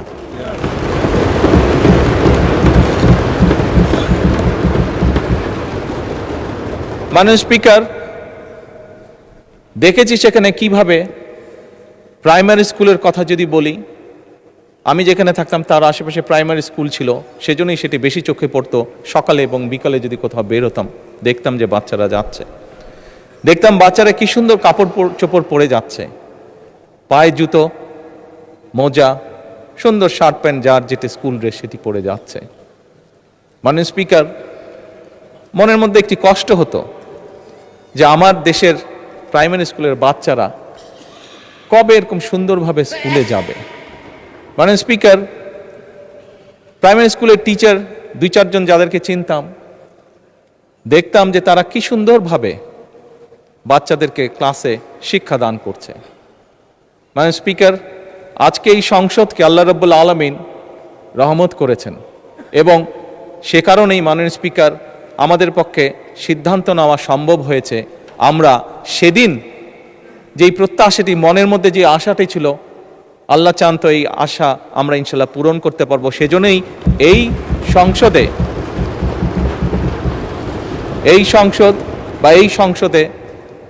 মাধ্যমে যে সরকার গঠিত হয়েছে, মাননীয় স্পিকার, এই সরকার সিদ্ধান্ত গ্রহণ করেছে এবং কাজও শুরু করেছে।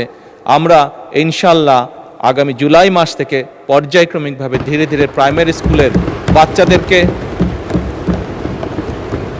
স্কুল ব্যাগ দিব, পর্যায়ক্রমিকভাবে বাচ্চাদের আমরা স্কুল ড্রেস দিব এবং পর্যায়ক্রমিকভাবে মাননীয় স্পিকার আমরা বাচ্চাদেরকে জুতার ব্যবস্থা ইনশাল্লাহ করব। এখন আসুন, মাননীয় স্পিকার, বিরোধী দলীয় নেতা বলেছেন পরিবেশের কথা। কিসের পরিবেশ? শিক্ষাঙ্গনের পরিবেশ। উনি ওনার কিছু কনসার্ন এক্সপ্রেস করেছেন। মাননীয় স্পিকার, আমিও এই দেশের শিক্ষা প্রতিষ্ঠানে পড়েছি। 90-এর স্বৈরাচার বিরোধী আন্দোলনের সময় আমি বেশ অনেকবার সেই সময় রাজনৈতিক ডামাডোলে শিক্ষাঙ্গনের মধ্যে পড়েছিলাম। 2-1বার বেশ সিরিয়াস অবস্থার মধ্যে পড়ে গিয়েছিলাম। মাননীয় স্পিকার, স্বাভাবিকভাবেই আমি চাই আমার দেশের সন্তানেরা একটি সুন্দর পরিবেশে লেখাপড়া করুক। মাননীয় স্পিকার, সার্বিক বিশ্ব পরিস্থিতিতে আমরা দেখেছি বিশ্বের প্রত্যেকটি দেশ মধ্যপ্রাচ্যে যে ক্রাইসিস যাচ্ছে, যে যুদ্ধ অবস্থা, তার কারণে পৃথিবীর প্রায় প্রত্যেকটি দেশ জ্বালানির সমস্যার সম্মুখীন হয়েছে, যার তাপ হয়তো বাংলাদেশে এসেও লেগেছে। বাংলাদেশের মানুষ বেশ কিছুদিন কষ্ট পেয়েছে এটিতে। আমি বিরোধী দলের নেতার সাথে এই ব্যাপারে কম বেশি একমত। মাননীয় স্পিকার, বিরোধী দলের পক্ষ থেকে সেদিন একটি প্রস্তাবনা দেওয়া হয়েছিল যে এই সমস্যাটি যদি আমরা উভয় একসাথে বসি আলোচনা করি, তাহলে হয়তো মিটমাট করা বা একটা সুরাহা বের করা সম্ভব হবে। মাননীয় স্পিকার, পরের দিন আপনি উপস্থিত ছিলেন এই সংসদে। আপনার সামনেই আমি আমাদের অবস্থান থেকে আমাদের প্রস্তাবনা বিরোধী দলের কাছে উপস্থাপন করেছি। আমরা যৌথভাবে একটি কমিটি গঠন করেছি এ ব্যাপারে আলোচনা করে কি সিদ্ধান্ত নেওয়া যায় যাতে দেশের মানুষ স্বস্তিতে থাকতে পারে। মাননীয় স্পিকার, আমি মনে করি আমরা আজও এই সমস্যার সমাধান উভয় পক্ষ একসাথে বসে নিশ্চয়ই ইনশাল্লাহ বের করতে সক্ষম হব।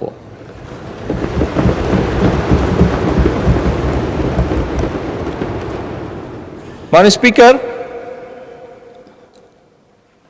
যে কথাটি একটু আগেই বলেছি, অনেকদিন বাধ্য হয়ে বিদেশে থাকতে হয়েছিল।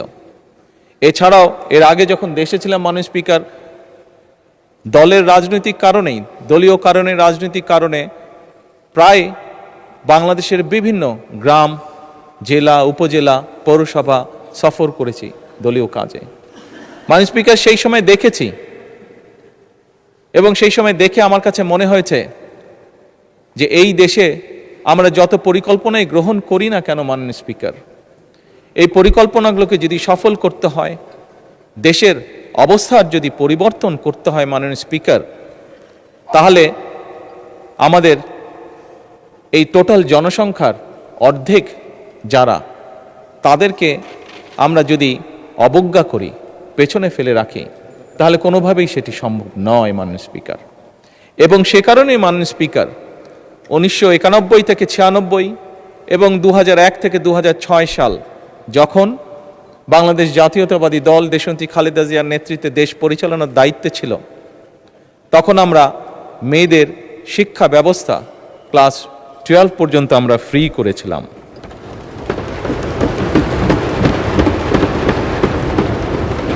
মাননীয় স্পিকার, সেজন্যই এই নারী সমাজ যাতে দেশ গঠনে আরও বেশি ভূমিকা রাখতে পারে, সেজন্যই বর্তমান সরকার সিদ্ধান্ত গ্রহণ করেছে, পরিকল্পনা নিয়েছে যে আমরা মেয়েদের স্নাতক বা ডিগ্রি পর্যন্ত আমরা শিক্ষা ব্যবস্থা ফ্রি করব। এবং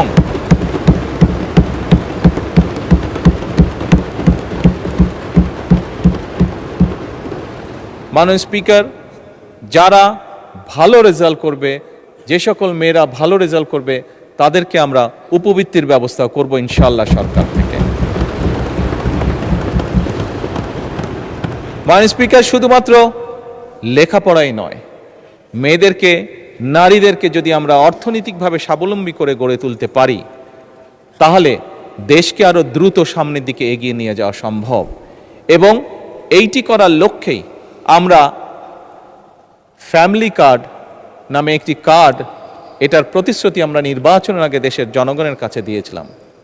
আবারও আল্লাহর কাছে অশেষ শুকরিয়া আদায় করি, আল্লাহর রহমতে এই ফ্যামিলি কার্ড যেটি আমরা প্রতিশ্রুতি দিয়েছিলাম, সেটিরও বাস্তবায়নের কাজ আমরা শুরু করেছি।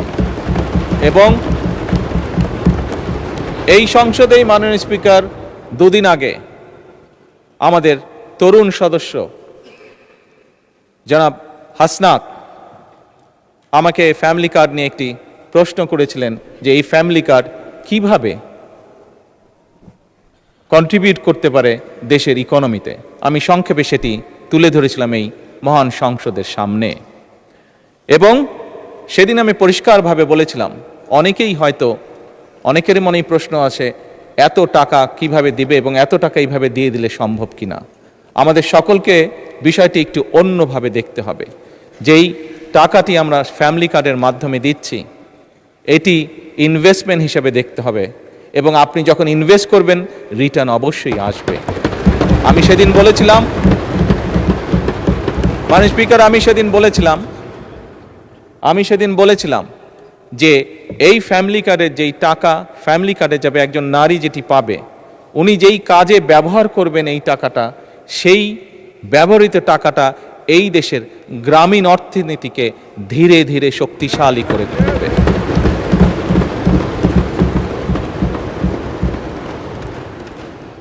মাননীয় স্পিকার,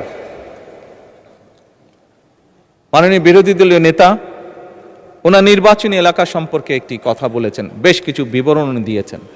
এই সংসদে আজকে দাঁড়িয়ে আমি আমার অবস্থান থেকে পরিষ্কারভাবে বলতে চাই, অনুরোধ জানাবো মাননীয় বিরোধী দলীয় নেতাকে, মাননীয় বিরোধী দলীয় নেতা, আমি যে মন্ত্রণালয়ের অধীন কাজ, আমার পাশেই সেই মিনিস্টার সাহেব বসে আছেন।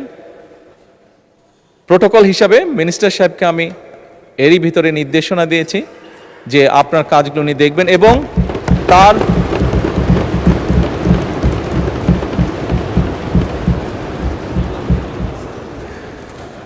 বিরোধী দলীয় উপনেতা উপদে কিছু বলতে চাইছেন, কোনো অসুবিধা নেই।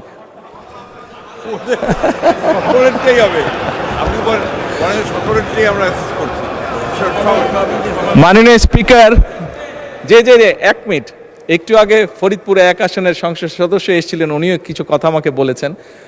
মাননীয় স্পিকার, আমি প্রথমেই বলেছি এই সংসদ বাংলাদেশের মানুষের জন্য, এই সংসদ বাংলাদেশের জন্য।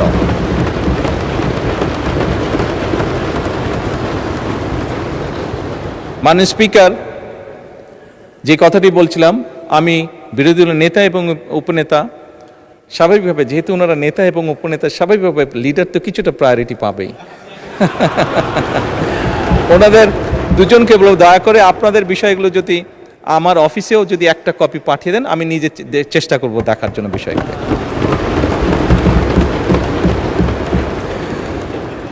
মাননীয় স্পিকার, উনি ওনার এলাকার সমস্যার কথা বলতে গিয়ে একটি কথা বলেছেন, ওনার এলাকার জলবদ্ধতার কথা বলেছেন, খালের কথা বলেছেন।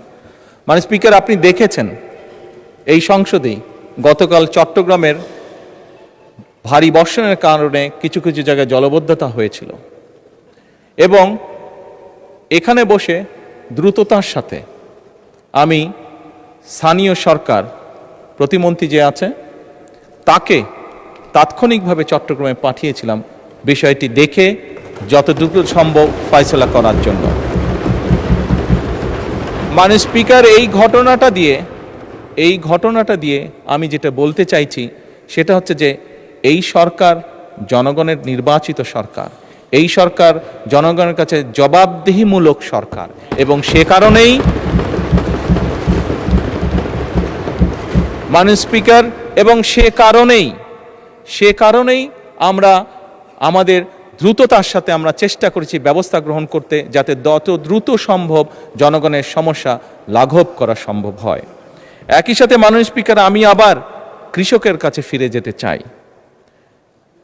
আমরা দেখেছি আজকেও যদি আমরা পত্রপত্রিকা খুলি, সবগুলো পত্রপত্রিকাতে আজকে নিউজ আছে আমাদের বিভিন্ন অঞ্চলগুলো, নেত্রকোনা, কিশোরগঞ্জ, সুনামগঞ্জ, ময়মনসিংহ সহ আরও বেশ কিছু অঞ্চল মাননীয় স্পিকার ভারী বর্ষণের কারণে গত 48 ঘন্টায় বেশ ভারী বর্ষণ হয়েছে অনেকগুলো জায়গায় এবং তার কারণে বড় ফসলে অনেক ক্ষতি হয়েছে। মাননীয় স্পিকার, এখানে আমাদের ত্রাণ মন্ত্রী বসে আছেন দুলু সাহেব, যার কথা বিরোধী দল নেতা উল্লেখ করেছেন। ওনাকে গতকালকেই আমি নির্দেশনা দিয়েছি, তারও 2 দিন আগে যখন ওয়েদার ফোরকাস্ট আমি দেখেছিলাম, সেই স্থানীয় প্রশাসনকে আমি নির্দেশনা দিয়েছিলাম যে সকলের লিস্ট করে কোথায় কোথায় বোরো ধানের কৃষক আছে, কারা কারা ক্ষতিগ্রস্ত হতে পারে, কি কি হতে পারে সেই ব্যবস্থা গ্রহণ করার জন্য। মাননীয় স্পিকার, এই কথাটা দিয়েও আমি বলতে চাইছি যে এই সরকার জনগণের সরকার, জনগণের নির্বাচিত সরকার। আমাদের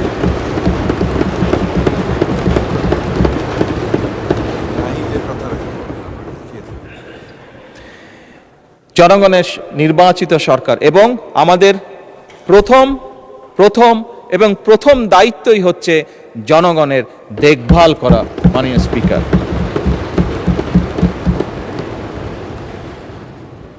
এবং সে কারণে মাননীয় স্পিকার, বিরোধী নেতা এলাকায় উনি যে কষ্টটা পাচ্ছেন জলাবদ্ধতার কারণে, এই সমস্যাটি সমগ্র বাংলাদেশেই কম বেশি আছে। মাননীয় স্পিকার, বাংলাদেশে এরকম অনেক জায়গা আছে যেখানে বর্ষাকালেও কৃষকরা পানির কষ্ট ভোগ করে, যেখানে বর্ষাকালেও বিভিন্ন সময় সেচ ব্যবস্থা তারা দিতে পারে না, শুধুমাত্র সঠিকভাবে সেচের পানি তারা আনতে পারে না বলে এবং সে কারণেই মাননীয় স্পিকার শহীদ রাষ্ট্রপতি জিয়াউর রহমানের সেই যুগান্তকারী খাল খনন কর্মসূচি আমরা আবারও শুরু করেছি।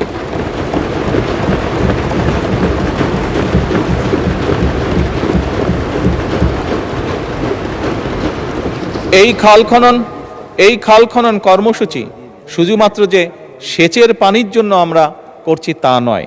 এই খাল খনন, জি এটা 10,000 টাকা, যেটা জি অসুবিধা নেই বলবো। এই খাল খনন যে শুধুমাত্র সেচের পানির জন্য আমরা ব্যবস্থা করছি তার জন্য নয় মাননীয় স্পিকার। 20 কোটি মানুষের দেশ, বহু জায়গায় আপনি গ্রামের সন্তান মাননীয় স্পিকার, আপনি দেখেছেন আপনার এলাকাতেও, আমরা সবাই জানি কম বেশি আমাদের প্রত্যেকের এলাকাতে গ্রামে কৃষকরা ডিপ টিউবওয়েল ব্যবহার করছেন। ঢাকা শহরে প্রতিদিন প্রায় 3 লক্ষ লিটার পানির প্রয়োজন হয়। 3 কোটি লিটার পানির প্রয়োজন হয়। এর অধিকাংশ, অর্ধেকের মতন নদী থেকে আনা হচ্ছে, আবার প্রায় অর্ধেকের মতন পানি মাটির নিচ থেকে টেনে তোলা হচ্ছে। এর ফলে পানির যে স্তর সেটি অনেক নিচে নেমে যাচ্ছে মাননীয় স্পিকার। আমরা যদি এরকম এই বিষয়গুলো যদি এখনই অ্যাড্রেস না করি, আগামী যে ভবিষ্যৎ প্রজন্ম যারা ওই গ্যালারিতে বসে একটু আগে আমাদের আলোচনা শুনেছিল, এই মানুষগুলো, এই সন্তানগুলো বিপদে পড়ে যাবে। এবং এর বাংলাদেশের প্রেক্ষাপটে এই সমস্যার সমাধান হচ্ছে, আমরা যদি এখন কাজ শুরু করি মাননীয় স্পিকার, এর শুভফল পেতেও আমাদের প্রায় 20 বছরের মতন সময় লাগবে। আমরা যদি আজকে খাল খনন শুরু করি, এই খালের পানি আস্তে আস্তে নিচে যাবে এবং যেই জায়গাটা খালি হয়ে গেছে সেটা রিফিল হতেও মিনিমাম 20 বছর সময় লাগবে মাননীয় স্পিকার। সেজন্যই মাননীয় স্পিকার আমরা এই খাল খনন কর্মসূচি শুরু করেছি। আমরা শিক্ষার কাজ শুরু করেছি। স্কুলের, প্রাইমারি স্কুলের ছেলেদের, বাচ্চাদেরকে আমরা ব্যাগ, বই, জুতো দিয়ে আমরা তাদেরকে উৎসাহিত করতে চাচ্ছি লেখাপড়ায়। আমরা প্রাইমারি স্কুলের শিক্ষকদেরকে তাদের সম্মানী বাড়াতে চাচ্ছি, যাতে করে তারা মনোযোগ দিতে পারে শিক্ষার্থীদেরকে শেখানোর জন্য। এবং সেই জন্যই মাননীয় স্পিকার আমরা আমাদের ম্যানিফেস্টোতে বলেছিলাম যে আমরা আমাদের টোটাল বাজেটের প্রায় 5% আমরা শিক্ষা খাতে রাখতে চাই। একই সাথে মাননীয় স্পিকার স্বাস্থ্যের কথা এসেছে। এখানে আমার দলের সংসদ সদস্য, বিরোধী দলের সংসদ সদস্য, বহু সংসদ সদস্য বিভিন্ন সময় উল্লেখ করেছেন যে তাদের এলাকায় যে হাসপাতাল আছে, হয়তো একটি বিল্ডিং আছে মাত্র, কিন্তু সেই বিল্ডিংয়ে হয়তো সঠিক ওষুধ নাই, সঠিক যন্ত্রপাতি নাই, সঠিকভাবে ডাক্তার নেই। মাননীয় স্পিকার, সেজন্যই আমরা ঠিক করেছি যে আমরা জিডিপির একটি বড় অংশ শিক্ষা এবং আমাদের স্বাস্থ্য খাতে আমরা ব্যয় করব। এবং মাননীয় স্পিকার, নিশ্চয়ই এই সংসদে আমার আগে বিরোধী দলের নেতা বক্তব্য রেখেছেন, ওনার পরে আমি বক্তব্য রাখছি। উনি যেই কথাগুলো বলেছেন তার পরিপ্রেক্ষিতে আমি যেই কথাগুলো বলছি, নিশ্চয়ই সবাই বুঝতে পারছেন আমাদের লক্ষ্য এক, আমাদের উদ্দেশ্য এক।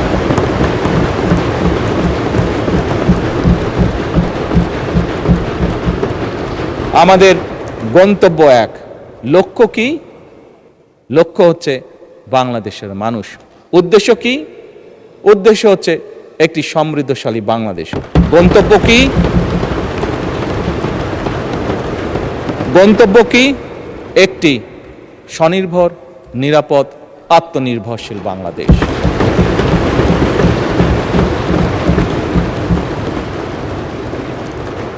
মাননীয় স্পিকার, এটি সংসদ, জাতীয় সংসদ। মাননীয় বিরোধী দলের নেতা বলেছেন আমরা এগ্রি করছি ডিসএগ্রিমেন্টের জন্য। Agree to disagree.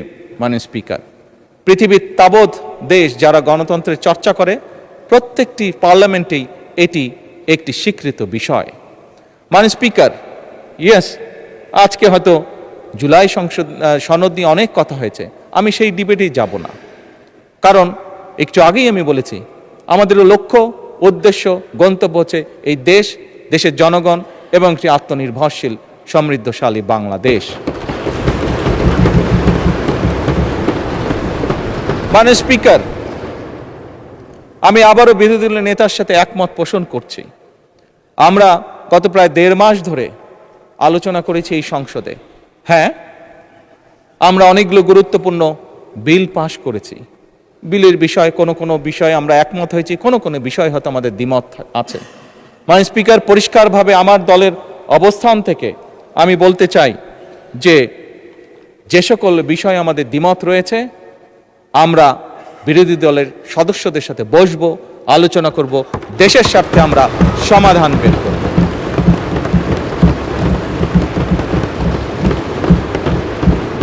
মাননীয় স্পিকার, নিশ্চয়ই আপনারও মনে আছে, এখানে সকলেরই মনে আছে, রোজার সময় বিরোধী দলীয় নেতা আমাকে ওনাদের ইফতার পার্টিতে দাওয়াত করেছিলেন।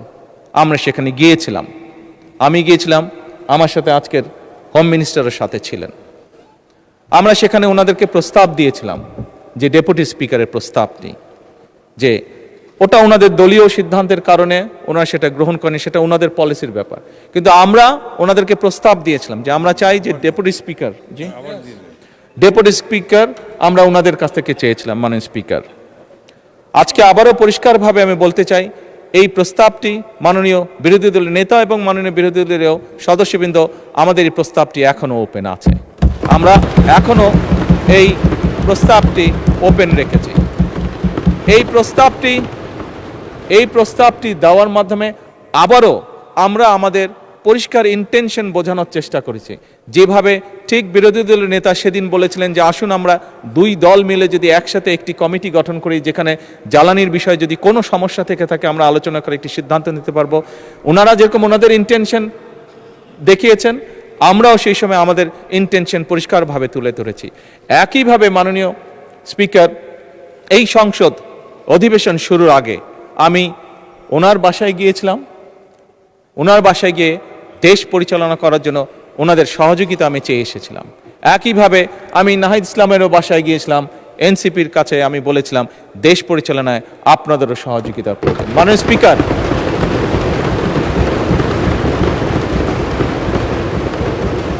আমি এবং বিরোধী দলের নেতা উভয় আমরা বলেছি সমগ্র বাংলাদেশ এই সংসদ তাকিয়ে আছে, সমগ্র বাংলাদেশ এই সংসদের দিকে তাকিয়ে আছে একটি সুন্দর ভবিষ্যতের জন্য, তাকিয়ে আছে একটি সমৃদ্ধশালী বাংলাদেশের জন্য। মাননীয় স্পিকার, এবং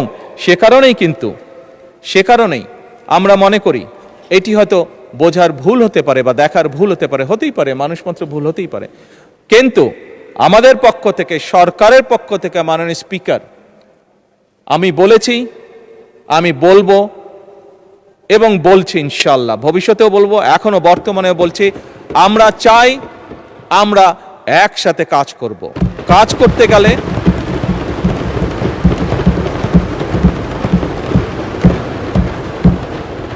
মাননীয় স্পিকার, অতীতে যতবারই গণতন্ত্র চলতে শুরু করেছিল বিভিন্ন সময় গণতন্ত্র বাধাগ্রস্ত হয়েছে। গণতন্ত্র যতবারই বাধাগ্রস্ত হয়েছে দেশের অর্থনীতি বাধাগ্রস্ত হয়েছে। গণতন্ত্র যতবারই বাধাগ্রস্ত হয়েছে দেশের স্বাস্থ্য ব্যবস্থা বাধাগ্রস্ত হয়েছে। গণতন্ত্র যতবারই বাধাগ্রস্ত হয়েছে দেশের মানুষের কর্মসংস্থান বাধাগ্রস্ত হয়েছে। গণতন্ত্র যতবারই বাধাগ্রস্ত হয়েছে দেশের অর্থনীতি, মাননীয় স্পিকার, বাধাগ্রস্ত হয়েছে। কাজেই এই মুহূর্তে আমরা সকলে যদি গিয়ে একটি সাধারণ মানুষকে জিজ্ঞেস করেছি তুমি কি চাও, আমি বিশ্বাস করি একজন সাধারণ মানুষ বলবে আমরা শান্তি চাই, একজন সাধারণ মানুষ বলবে আমরা নিরাপদ রাস্তা চাই, একজন সাধারণ মানুষ বলবে আমি আমার লেখাপড়া শেষ করে আমি একটি কর্মসংস্থান চাই, একজন গৃহিণী বা একজন নারী বলবে আমি নিরাপদে রাস্তায় যেতে চাই। মাননীয় স্পিকার, আজকে আমরা ইতিহাস নিয়ে হয়তো অনেক ডিবেট করেছি, কিন্তু মাননীয় স্পিকার, আমাদের এই ইতিহাসের ডিবেট সেই হামে অসুস্থ বাচ্চার মার মন কি শান্ত করতে পারবে না। তার জন্য তো মাননীয় স্পিকার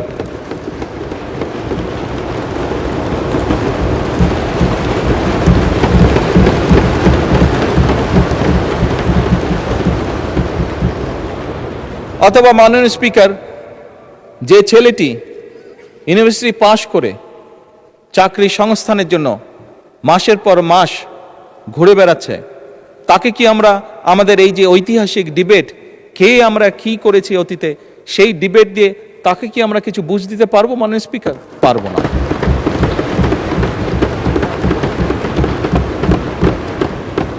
মাননীয় স্পিকার, আমি একটু আগেই বলেছি যে বোরো ধানের এই যে যেখানে অতিবৃষ্টি হয়েছে সেখানে যেই ফসল কৃষকরা ক্ষতিগ্রস্ত হয়েছে তাদের কাছে যদি আমরা আমাদের এই মহান সংসদের মূল্যবান ঐতিহাসিক ডিবেট উপস্থাপন করি, সে যে ফসল হানির যে কষ্ট, সেই কষ্ট কি তার লাঘব করা সম্ভব হবে যদি তার জন্য আমরা কোনো একটি ব্যবস্থা করতে না পারি যে আগামী 3 মাস সে কি খাবে? হবে না মাননীয় স্পিকার। তাকে আমার খাবারের ব্যবস্থা করতে হবে, ওই বেকার যুবকটির জন্য আমার কর্মসংস্থানের ব্যবস্থা করতে হবে, হামে আক্রান্ত শিশুর জন্য তার মায়ের সান্ত্বনার জন্য আমাকে ওষুধের ব্যবস্থা করতে হবে।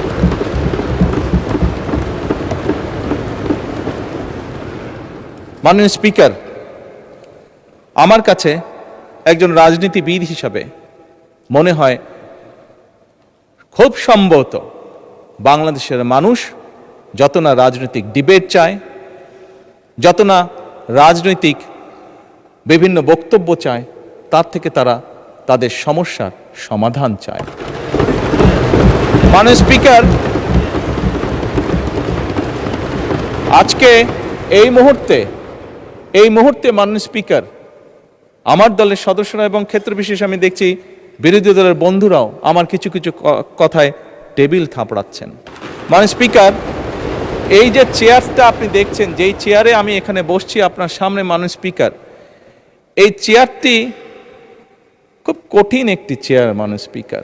এই চেয়ারটি দেখলে মনে হয় বসতে খুব আরাম, আসলে মাননীয় স্পিকার মোটেও আরামের না।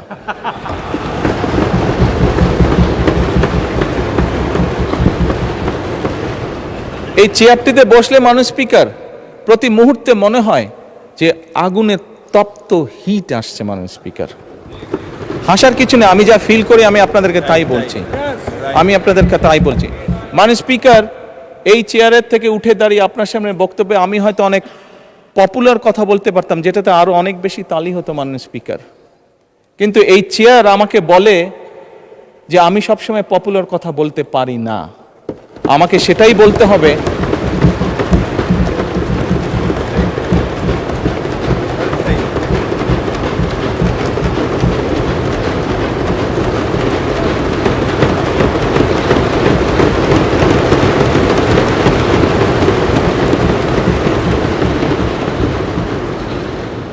মাননীয় স্পিকার, একজন রাজনীতিবিদ হিসাবে আমারও তো ইচ্ছা করে পপুলার কথা বলতে, যাতে জোরে জোরে তালি পায়, কিন্তু এই চেয়ার প্রতি মুহূর্তে আমাকে স্মরণ করে দেয়, no, you have to take the right decision, not the popular decision.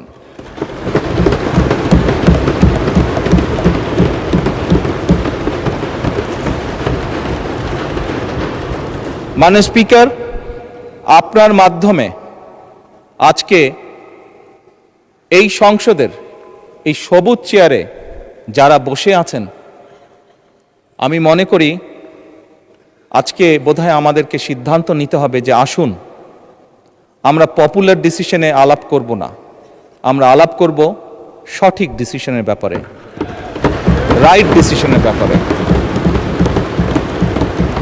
মাননীয় স্পিকার, আজকে এই সংসদ অধিবেশনের শেষ দিন, আজকে অধিবেশন শেষ হয়ে যাবে। আমার সংসদ নেতা হিসেবে আমার দলের সদস্যদের কাছে, বিরোধী দলীয় বন্ধুদের কাছে, সহকর্মীদের কাছে, সদস্যদের কাছে আমার অনুরোধ থাকবে যে আসুন আগামী অধিবেশন যেটি শুরু হবে সেখানে আমরা আলোচনা করব আমরা কত দ্রুত দেশে বিদ্যুতের সমস্যার সমাধান করতে পারি।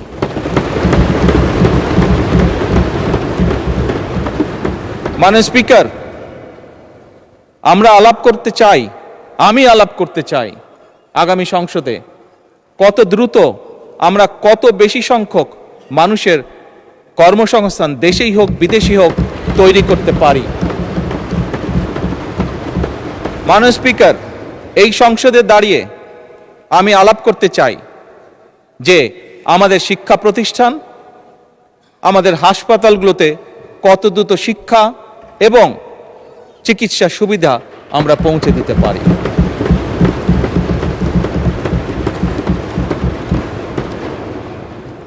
মাননীয় স্পিকার, দিনের কার্যবিধিতে আপনি যখন শুরু করেন বিভিন্ন সময় বিভিন্ন সংসদ সদস্য বলে ওঠেন তার এলাকায় রাস্তা লাগবে, তার এলাকায় ব্রিজ লাগবে, কারো এলাকায় কালভার্ট লাগবে। স্বয়ং বিরোধী দলীয় নেতা ওনার এলাকার সমস্যার কথা বলেছেন। মাননীয় স্পিকার, আমরা যদি দেশের পরিস্থিতি স্থিতিশীল রাখতে না পারি, দেশে আমরা যদি অর্থনৈতিকভাবে শক্তিশালী করতে না পারি, মাননীয় স্পিকার, বর্তমান প্রেক্ষাপটে যেখানে 30 লক্ষ কোটি টাকার ঋণ নিয়ে এই সংসদ দেশ পরিচালনা শুরু করেছে, সেই দেশকে আমরা এগিয়ে নিতে পারবো না। আমরা যদি একটি স্টেবল গভর্নমেন্ট রাখি, আমরা যদি একটি স্টেবল পার্লামেন্ট এনশিওর করতে না পারি, মাননীয় স্পিকার, আমরা কোনোভাবেই এই দেশকে সামনে নিয়ে যেতে পারবো না। মাননীয় স্পিকার, এই দেশকে যদি সামনে নিতে হয় তাহলে অবশ্যই আমাদের উভয় পক্ষকে একসাথে কাজ করতে হবে। হ্যাঁ, বাংলাদেশে আইটি শিল্পের বিকাশ কিভাবে হবে এ ব্যাপারে হয়তো আমাদের মধ্যে ডিবেট হতে পারে, এ ব্যাপারে আমাদের মধ্যে দ্বিমত থাকতে পারে, কিন্তু বাংলাদেশের আইটি শিল্পের বহিঃপ্রকাশ হতে হবে, এ ব্যাপারে আমাদের মধ্যে নিশ্চয়ই কোনো ডিবেট নেই। মাননীয় স্পিকার, সেজন্যই আসুন আজকে আমরা সিদ্ধান্ত গ্রহণ করি যে আমাদের আলোচনার বিষয়বস্তু হবে এই দেশের মানুষের ভাগ্যের পরিবর্তন। আমাদের আলোচনার বিষয়বস্তু হবে মাননীয় স্পিকার, আমাদের আলোচনার বিষয়বস্তু হবে যে আমরা অন্য দেশের উদাহরণ দেব না, বরং আমাদের দেশকে আমরা সামনে এগিয়ে নিয়ে যাব। মাননীয় স্পিকার, 1971 সালে এই দেশ যখন স্বাধীন হয়েছে, এই মুহূর্তে আমরা বিভিন্ন বিবেচনায় আমাদের দেশকে যদি স্ট্যান্ডার্ডে ধরি, আমাদের মতন অনেকগুলো দেশ ছিল যারা হয়তো 1972-73 সালে স্বাধীন হয়েছে, তারা আমাদের থেকে এগিয়ে গিয়েছে। মাননীয় স্পিকার, আমরা পারিনি কেন? বিকজ বিভিন্নভাবে এই দেশকে, একটু আগেই যেটা বলেছি মাননীয় স্পিকার, বাধাগ্রস্ত করা হয়েছে গণতন্ত্রকে। মাননীয় স্পিকার, গণতন্ত্র বাধাগ্রস্ত যদি হয়, গণতন্ত্র প্রতিবার বাধাগ্রস্ত হলে অর্থনীতি, শিক্ষা, স্বাস্থ্য সব কিছু বাধাগ্রস্ত হবে। কাজেই মাননীয় স্পিকার, আপনার মাধ্যমে আমি বিরোধী দলীয় সহকর্মীদের কাছে আহ্বান জানাতে চাই, আসুন আমরা ডিবেট করব, আমরা বিতর্ক করব, আমরা আলাপ করব, আমরা আলোচনা করব, আমরা বসবো, কথা বলবো, কিন্তু কোনোভাবেই এই সংসদকে ব্যর্থ হতে দেওয়া যাবে না।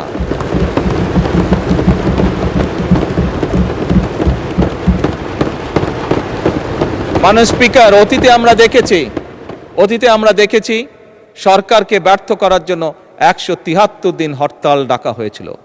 মাননীয় স্পিকার, হ্যাঁ, সেই সরকার হয়তোবা ক্ষতিগ্রস্ত হয়েছিল, সরকার হয়তো পরবর্তীতে ক্ষমতায় আসেনি, কিন্তু মাননীয় স্পিকার, কেউ একজন সদস্য, সেটি আমার দলের সদস্য হোক, সেটি বিরোধী দলীয় সদস্যরা হোক, বুকে হাত দিয়ে বলতে পারবেন যে বাংলাদেশ ক্ষতিগ্রস্ত হয়নি? এই 173 দিনের হরতালে বাংলাদেশ ক্ষতিগ্রস্ত হচ্ছে, যেই ক্ষতির মাসুল আজও আমাদেরকে টেনে নিয়ে যেতে হচ্ছে বছরের পর বছর, যুগের পর যুগ। মাননীয় স্পিকার, কাজেই মাননীয় স্পিকার, আমি আর সময় নিব না। অনেক বিরোধী দলীয় নেতাকে আপনি সময় রিমাইন্ডার দিয়েছেন, আমি চাই না যে আমাকে আপনি সময় রিমাইন্ডার দিন। মাননীয় স্পিকার,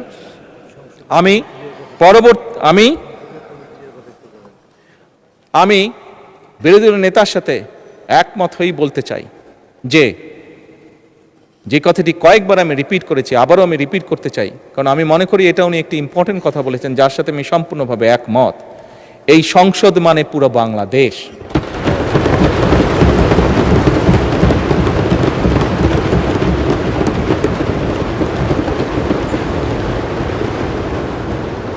এই সংসদের সফলতা মানে ভবিষ্যৎ সমৃদ্ধ বাংলাদেশ।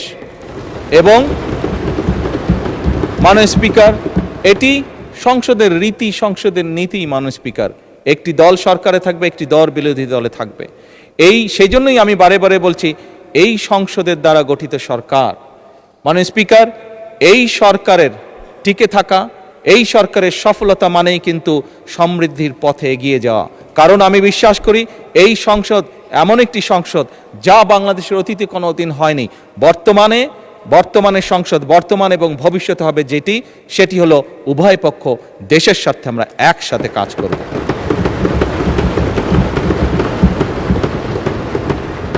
মাননীয় স্পিকার, আমরা উভয় পক্ষ আসুন কেউ কাউকে ব্যর্থ করতে চাইব না। কারণ আপনি এবং আমি, আপনারা এবং আমরা মিলেই কিন্তু পূর্ণ সংসদ, আমরা মিলেই কিন্তু পূর্ণ সংসদ। কাজে আপনি ব্যর্থ হলে আমি ব্যর্থ, আমি ব্যর্থ হলে আপনি ব্যর্থ, এই কথাটি আমাদেরকে মনে রাখতে হবে। এবং আমরা যে কোনো একজন ব্যর্থ হলেই বাংলাদেশ ব্যর্থ হয়ে যাবে। আমরা কেউই এই সংসদের কোনো একজন সদস্য আমরা শয়নে স্বপ্নে কেউ ব্যর্থ বাংলাদেশ দেখতে চাই না। কারণ বর্তমান বাংলাদেশ ৭১-এর পরবর্তী বাংলাদেশ যেরকম শহীদের রক্তের উপরে দাঁড়িয়েছিল, বর্তমান বাংলাদেশ এবং বর্তমান সংসদ একইভাবে হাজারো শহীদের রক্তের উপরে দাঁড়িয়ে আছে।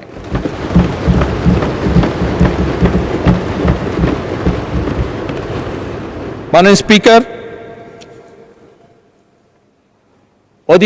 শেষ অধিবেশনের দিনে আমি এইটুক আমার অবস্থান থেকে আবার পরিষ্কার করে দিতে চাই, আমার সরকারের অবস্থান থেকে আবার পরিষ্কার করে দিতে চাই যে আমরা সব সময় সকল সময় প্রস্তুত আছি বিরোধী দলের সদস্যদের সাথে বাংলাদেশের স্বার্থে, বাংলাদেশের মানুষের সাথে যে কোনো আলাপ আলোচনায় অংশগ্রহণ করার জন্য। এবং আলাপ আলোচনার ভিত্তিতে আমরা উভয়ে সকলে একসাথে এই দেশকে ইনশাল্লাহ সামনের দিকে এগিয়ে নিয়ে যাব। এই দেশের মানুষের প্রত্যাশা পূরণ করার আমাদের সর্বশক্তি দিয়ে চেষ্টা করব। মাননীয় স্পিকার, এবার পরিশেষে আমি আন্তরিকভাবে আমার পক্ষ থেকে, আমার সরকারের পক্ষ থেকে, আমাদের সংসদের পক্ষ থেকে মাননীয় স্পিকার আপনাকে আন্তরিকভাবে ধন্যবাদ জানাচ্ছি। আমি ধন্যবাদ জানাতে চাই মাননীয় ডেপুটি স্পিকার, মন্ত্রিসভার মাননীয় সদস্যবৃন্দদেরকে, মাননীয় চিফ হুইপবৃন্দকে এবং সকল সংসদ সদস্যবৃন্দকে। আমি বিশেষভাবে ধন্যবাদ জানাতে চাই মাননীয় বিরোধী দলীয় নেতা এবং বিরোধী দলীয় সকল সদস্যবৃন্দকে। কারণ একটু আগেই আমি বলেছি, আমরা ছাড়া আপনারা পরিপূর্ণ নন, আপনারা ছাড়া আমরা পরিপূর্ণ নই। সেই কারণেই আমি মাননীয় বিরোধী দলীয় নেতা এবং বিরোধী দলের সকল সদস্যদেরকে বিশেষভাবে শুভেচ্ছা জানাতে চাই। আমি আন্তরিকভাবে ধন্যবাদ জানাতে চাই মাননীয় স্পিকার, সচিবালয়ের সচিব সহ কর্মকর্তা এবং কর্মচারীবৃন্দকে, সকল কর্মচারীবৃন্দকে। তারা অক্লান্ত পরিশ্রম করেছেন এই ১.৫ মাস সময় প্রায়। আমি ধন্যবাদ জানাতে চাই সরকারের বিভিন্ন মন্ত্রণালয়, বিভাগ এবং দপ্তরের কর্মকর্তা কর্মচারীবৃন্দদেরকে, যারা আমাদেরকে এই সংসদকে সহযোগিতা করেছেন এত অল্প সময় দ্রুততার সাথে এতগুলো বিল উপস্থাপন করে এইগুলো সম্পূর্ণ কাজগুলো সমাধান করার জন্য। মাননীয় স্পিকার, আমি ধন্যবাদ জানাতে চাই চিকিৎসক, পুলিশ সদস্য, ফায়ার সার্ভিসের সদস্য, গণপূর্ত বিভাগের সদস্য, বিদ্যুৎ ও টেলিগ্রাম ফোন বিভাগের সদস্য। আমি বিশেষভাবে আবারও আমি ধন্যবাদ জানাতে চাই নিরাপত্তা বাহিনী সহ সংশ্লিষ্ট সকল সেবাদানকারী প্রতিষ্ঠানের ব্যক্তিবর্গকে। জাতীয় দৈনিক পত্রিকা, বিভিন্ন সংবাদ সংস্থা, বাংলাদেশ বেতার, সংসদ, বাংলাদেশ টেলিভিশন ও বেসরকারি টিভি চ্যানেল সহ দেশের সকল গণমাধ্যম, সাংবাদিক, কর্মকর্তা কর্মচারী বৃন্দদেরকে আন্তরিকভাবে ধন্যবাদ জানাতে চাই।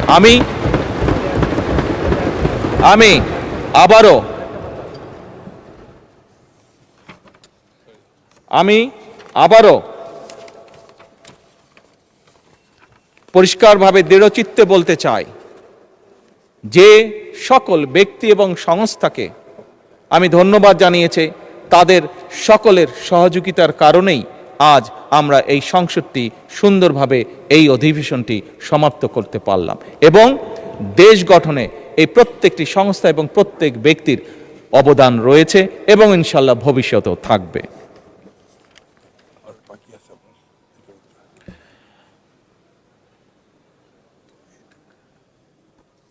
এটা তো বললাম।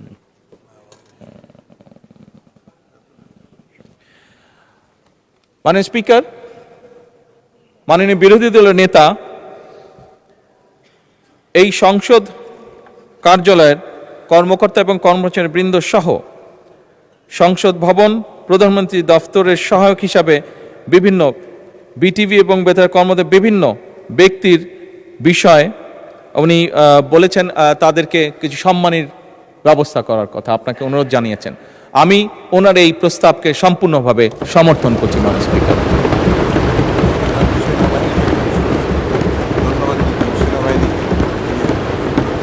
মাননীয় স্পিকার, বাংলাদেশের সশস্ত্র বাহিনী বা সেনাবাহিনী, তাদেরকে আমরা যদি আমাদের ধন্যবাদের তালিকায় না আনি সেটি অন্যায় করা হবে। ফ্যাসিবাদের পলায়নের পরে মাননীয় স্পিকার, এই সশস্ত্র বাহিনী এবং সেনাবাহিনী তাদের সর্বোচ্চ দিয়ে চেষ্টা করেছে যে দেশকে একটি সুশৃঙ্খল অবস্থার মধ্যে রাখা,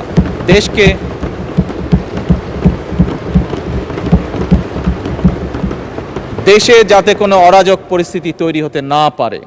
আমি আইন শৃঙ্খলা বাহিনী সহ সশস্ত্র বাহিনীর সকল সদস্যবৃন্দদেরকে আন্তরিকভাবে ধন্যবাদ জানাতে চাই তাদের দায়িত্ব সঠিক সুন্দরভাবে পালন করার জন্য। মাননীয় স্পিকার, আবারও আপনাকে আন্তরিক ধন্যবাদ জানিয়ে আমার বক্তব্য শেষ করছি। বক্তব্য শেষ করার আগে আবারও আমি বলছি, সকল সংসদ সদস্যের প্রতি আমার বিনীত আহ্বান থাকবে, আসুন আমরা এই সবুজ চেয়ারের পবিত্রতা রক্ষা করি। যে দায়িত্ব, যে প্রত্যাশা, যে আশা নিয়ে বাংলাদেশের মানুষ আমাদেরকে পাঠিয়েছে এখানে, আসুন আমরা সেই দায়িত্বের, সেই কর্তব্যের সর্বোচ্চ সম্মান আমরা প্রদান করি, যার মাধ্যমে আমরা দেশের মানুষকে সম্মান প্রদর্শন করব। কারণ দেশ এবং জনগণ থাকলেই আমরা আছি। দেশ এবং জনগণ সম্মান যদি আমরা না করি তাহলে আমাদের রাজনীতি হয়তো ব্যর্থ হয়ে যাবে। সেই জন্য আমাদের সবচেয়ে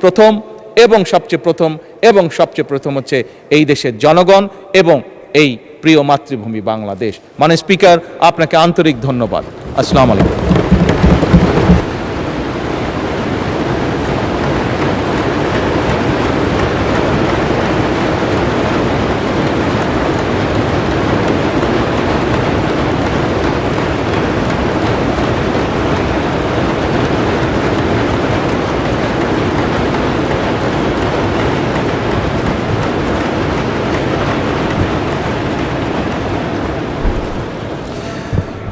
মাননীয় সদস্যবৃন্দ,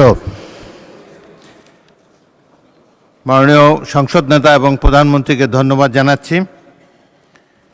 মাননীয় সংসদ সদস্যবৃন্দ, গত 12ই মার্চ 2026 খ্রিস্টাব্দ গণপ্রজাতন্ত্রী বাংলাদেশের মহামান্য রাষ্ট্রপতি জাতীয় সংসদে ভাষণ প্রদান করেন।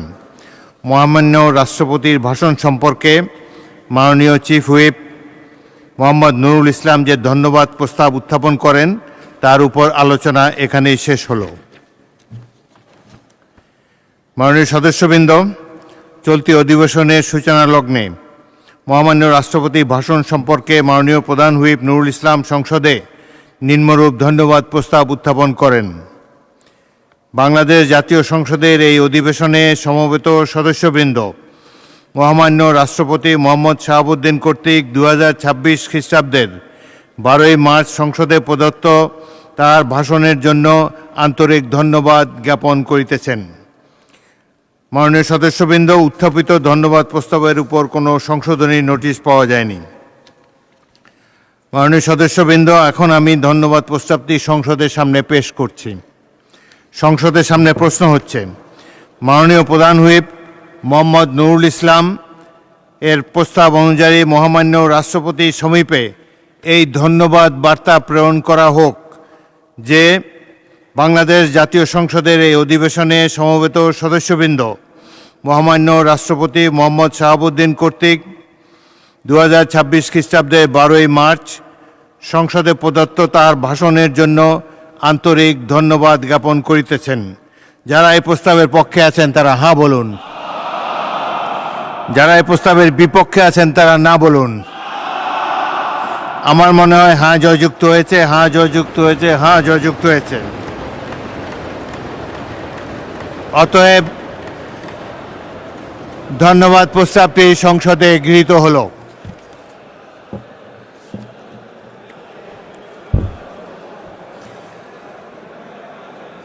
মাননীয় সদস্যবৃন্দ, ত্রয়োদশ জাতীয় সংসদের প্রথম অধিবেশন কিছুক্ষণের মধ্যে সমাপ্ত হতে যাচ্ছে।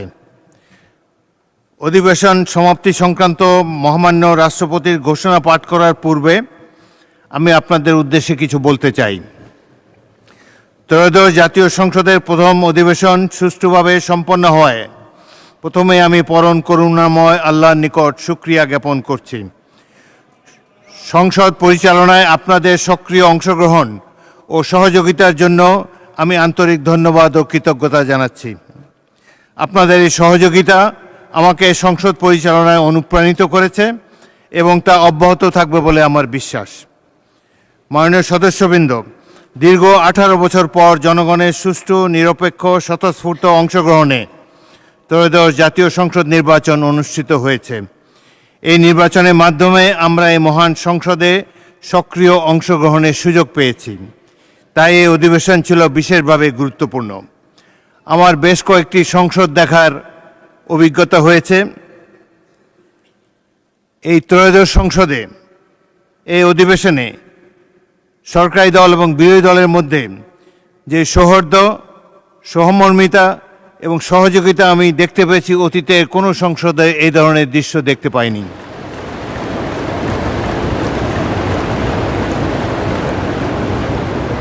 আমাদের সামনে গুরুত্বপূর্ণ হলো সংসদীয় গণতন্ত্রকে আরও শক্তিশালী করা, দেশের সার্বিক উন্নয়ন নিশ্চিত করা, আইনের শাসন প্রতিষ্ঠা করা এবং স্বচ্ছতা ও জবাবদিহিতা নিশ্চিত করা। আসুন আমরা সবাই একসঙ্গে কাজ করি। মতের ভিন্নতা থাকলেও দেশের স্বার্থকে সবার উপরে স্থান দেই। আমাদের কাজ ও আচরণের মাধ্যমে জনগণের আস্থা সুদৃঢ় করি।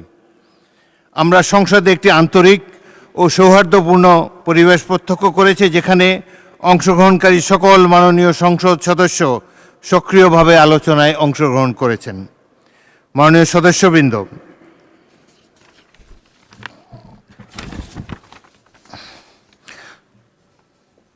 ত্রয়োদশ জাতীয় সংসদের যাত্রা শুরু 12ই মার্চ থেকে। এবারে অধিবেশনে মোট বৈঠক দিবস ছিল 25টি, অধ্যাদেশ ছিল 133টি। অধ্যাদেশগুলোর বিপরীতে বিল পাশ হয়েছে 91টি। অধ্যক্ষার 2টি বিল সহ মোট 94টি বিল পাশ হয়েছে। আইন প্রণয়ন কার্যাবলী ছাড়াও এই অধিবেশনে 5টি স্থায়ী কমিটি গঠন করা হয়েছে এবং 2টি বিশেষ কমিটি গঠিত হয়েছে। কার্যপ্রণালী বিধির 62টি বিধিতে 16টি নোটিশ পাওয়া যায়। এর মধ্যে 2টির উপর আলোচনা হয়েছে। 68টি বিধিতে 9টি নোটিশ পাওয়া যায়। এর মধ্যে 1টি নোটিশের উপর সংক্ষিপ্ত আলোচনা হয়েছে। 71 বিধিতে গৃহীত 38টি নোটিশের উপর আলোচনা হয়েছে এবং 71 ক বিধিতে 2 মিনিট করে বক্তব্য দেওয়া হয়েছে 207 বার। 164 বিধিতে 14টি নোটিশের মধ্যে 1টি নোটিশ গৃহীত হয়েছে এবং উহা বিশেষ অধিকার সম্পর্কিত স্থায়ী কমিটিতে প্রেরিত হয়েছে। 266 বিধিতে 2টি বিশেষ কমিটি গঠিত হয়েছে। এই অধিবেশনে মাননীয় প্রধানমন্ত্রীকে উত্তরদানের জন্য সর্বমোট 93টি প্রশ্নের নোটিশ প্রদান করা হয়েছে। তন্মধ্যে 35টি প্রশ্নের তিনি উত্তর প্রদান করেছেন। বিভিন্ন মন্ত্রণালয়ের মাননীয় মন্ত্রীদের উত্তরদানের জন্য মোট 2509টি প্রশ্নের নোটিশ পাওয়া যায়। উক্ত নোটিশগুলোর মধ্যে মাননীয় মন্ত্রীগণ মোট 1778টি প্রশ্নের উপর উত্তর এই সংসদে প্রদান করেছেন। মাননীয় সদস্যবৃন্দ, ত্রয়োদশ জাতীয় সংসদে প্রথমবার স্পিকার হিসাবে দায়িত্ব পালন করার সুযোগ পেয়ে আমি আপনাদের কাছে কৃতজ্ঞ। সংসদ পরিচালনায় সরকার ও বিরোধী দলের সকল সদস্যের সহযোগিতার জন্য আন্তরিক ধন্যবাদ জানাচ্ছি। এই সংসদে মোট 220 জন সদস্য প্রথমবার সংসদ সদস্য হয়েছেন। এত সত্ত্বেও আপনাদের গঠনমূলক আলোচনা ও সহনশীল আচরণ আমাকে মুগ্ধ করেছে। আইন প্রণয়ন প্রক্রিয়া সহ সংসদীয় অন্যান্য কার্যক্রমে আপনাদের সহনশীল আচরণ ও গঠনমূলক আলোচনা আমাকে অভিভূত করেছে। রাষ্ট্র পরিচালনায় নেতৃত্ব প্রদান ও দেশের জন্য গৌরব বয়ে আনার জন্যে সংসদ নেতা মাননীয় প্রধানমন্ত্রী তারেক রহমানকে সশ্রদ্ধ অভিনন্দন জানাই। বিরোধী দলকে কার্যকরভাবে নেতৃত্ব প্রদান এবং সংসদীয় কার্যক্রমে ইতিবাচক ভূমিকার জন্য মাননীয় বিরোধী দলীয় নেতা ডাক্তার শফিকুর রহমানকে ধন্যবাদ জানাচ্ছি। আমি কৃতজ্ঞতা জানাই মন্ত্রিসভার মাননীয় সদস্যবৃন্দ, মাননীয় চিফ হুইপ, হুইপবৃন্দ এবং সকল মাননীয় সংসদ সদস্যদের প্রতি। একইভাবে বিরোধী দলের মাননীয় চিফ হুইপ, বিরোধী দলের মাননীয় সদস্যদের প্রতিও আন্তরিক ধন্যবাদ জানাই। আমার সহকর্মী মাননীয় ডেপুটি স্পিকার ও সভাপতি মণ্ডলীর মাননীয় সদস্যদের প্রতি কৃতজ্ঞতা প্রকাশ করছি। আন্তরিক ধন্যবাদ জানাই সংসদ সচিবালয়ের কর্মকর্তা কর্মচারীবৃন্দ, সরকারের বিভিন্ন মন্ত্রণালয়, বিভাগ এবং দপ্তরের কর্মকর্তা কর্মচারীবৃন্দকে। আরও ধন্যবাদ জানাই পুলিশ, চিকিৎসক, ফায়ার সার্ভিস, গণপূর্ত, বিদ্যুৎ ও টেলিফোন বিভাগ সহ সকল সংশ্লিষ্ট সেবা প্রদানকারী প্রতিষ্ঠানের ব্যক্তিবর্গকে। জাতীয় পত্রিকা, জাতীয় দৈনিক পত্রিকা, বিভিন্ন সংবাদ সংস্থা, বাংলাদেশ বেতার, সংসদ, বাংলাদেশ টেলিভিশন ও বেসরকারি টিভি চ্যানেল সহ দেশের সকল গণমাধ্যমের সাংবাদিক, কর্মকর্তা ও প্রতিনিধিবৃন্দকে ধন্যবাদ জানাই।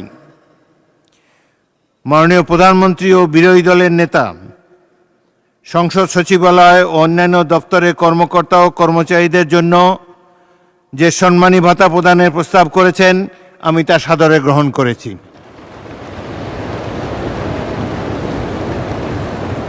মাননীয় সদস্যবৃন্দ, মুক্তিযুদ্ধ ও জুলাইয়ের চেতনায় করব কাজ, গর্ব দেশ, এই প্রতিপাদ্য এবং সবার আগে বাংলাদেশ রাষ্ট্র পরিচালনার এই মূলনীতি সামনে রেখে আমাদেরকে এগিয়ে যেতে হবে।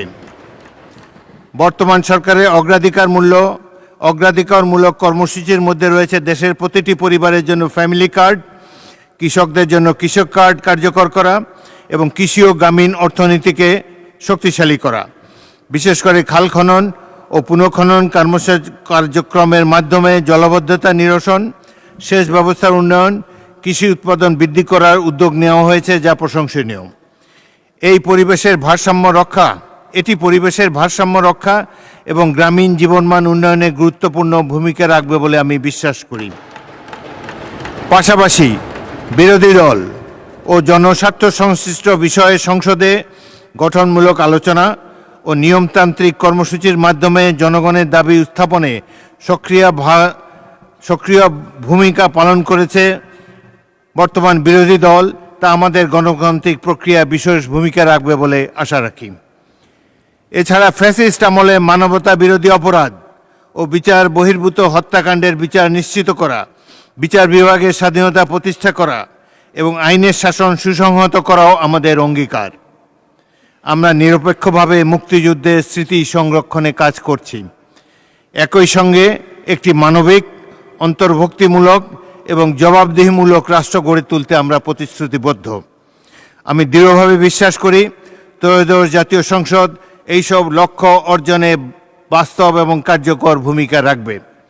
দেশ ও জাতির অব্যাহত সুখ ও শান্তি কামনা করে, সমৃদ্ধি কামনা করে এবং আপনাদের প্রতি সশ্রদ্ধ অভিবাদন ও আন্তরিক শুভকামনা জানিয়ে আমি প্রথম অধিবেশনের সমাপ্তি সংক্রান্ত মহামান্য রাষ্ট্রপতির আদেশ পাঠ করছি।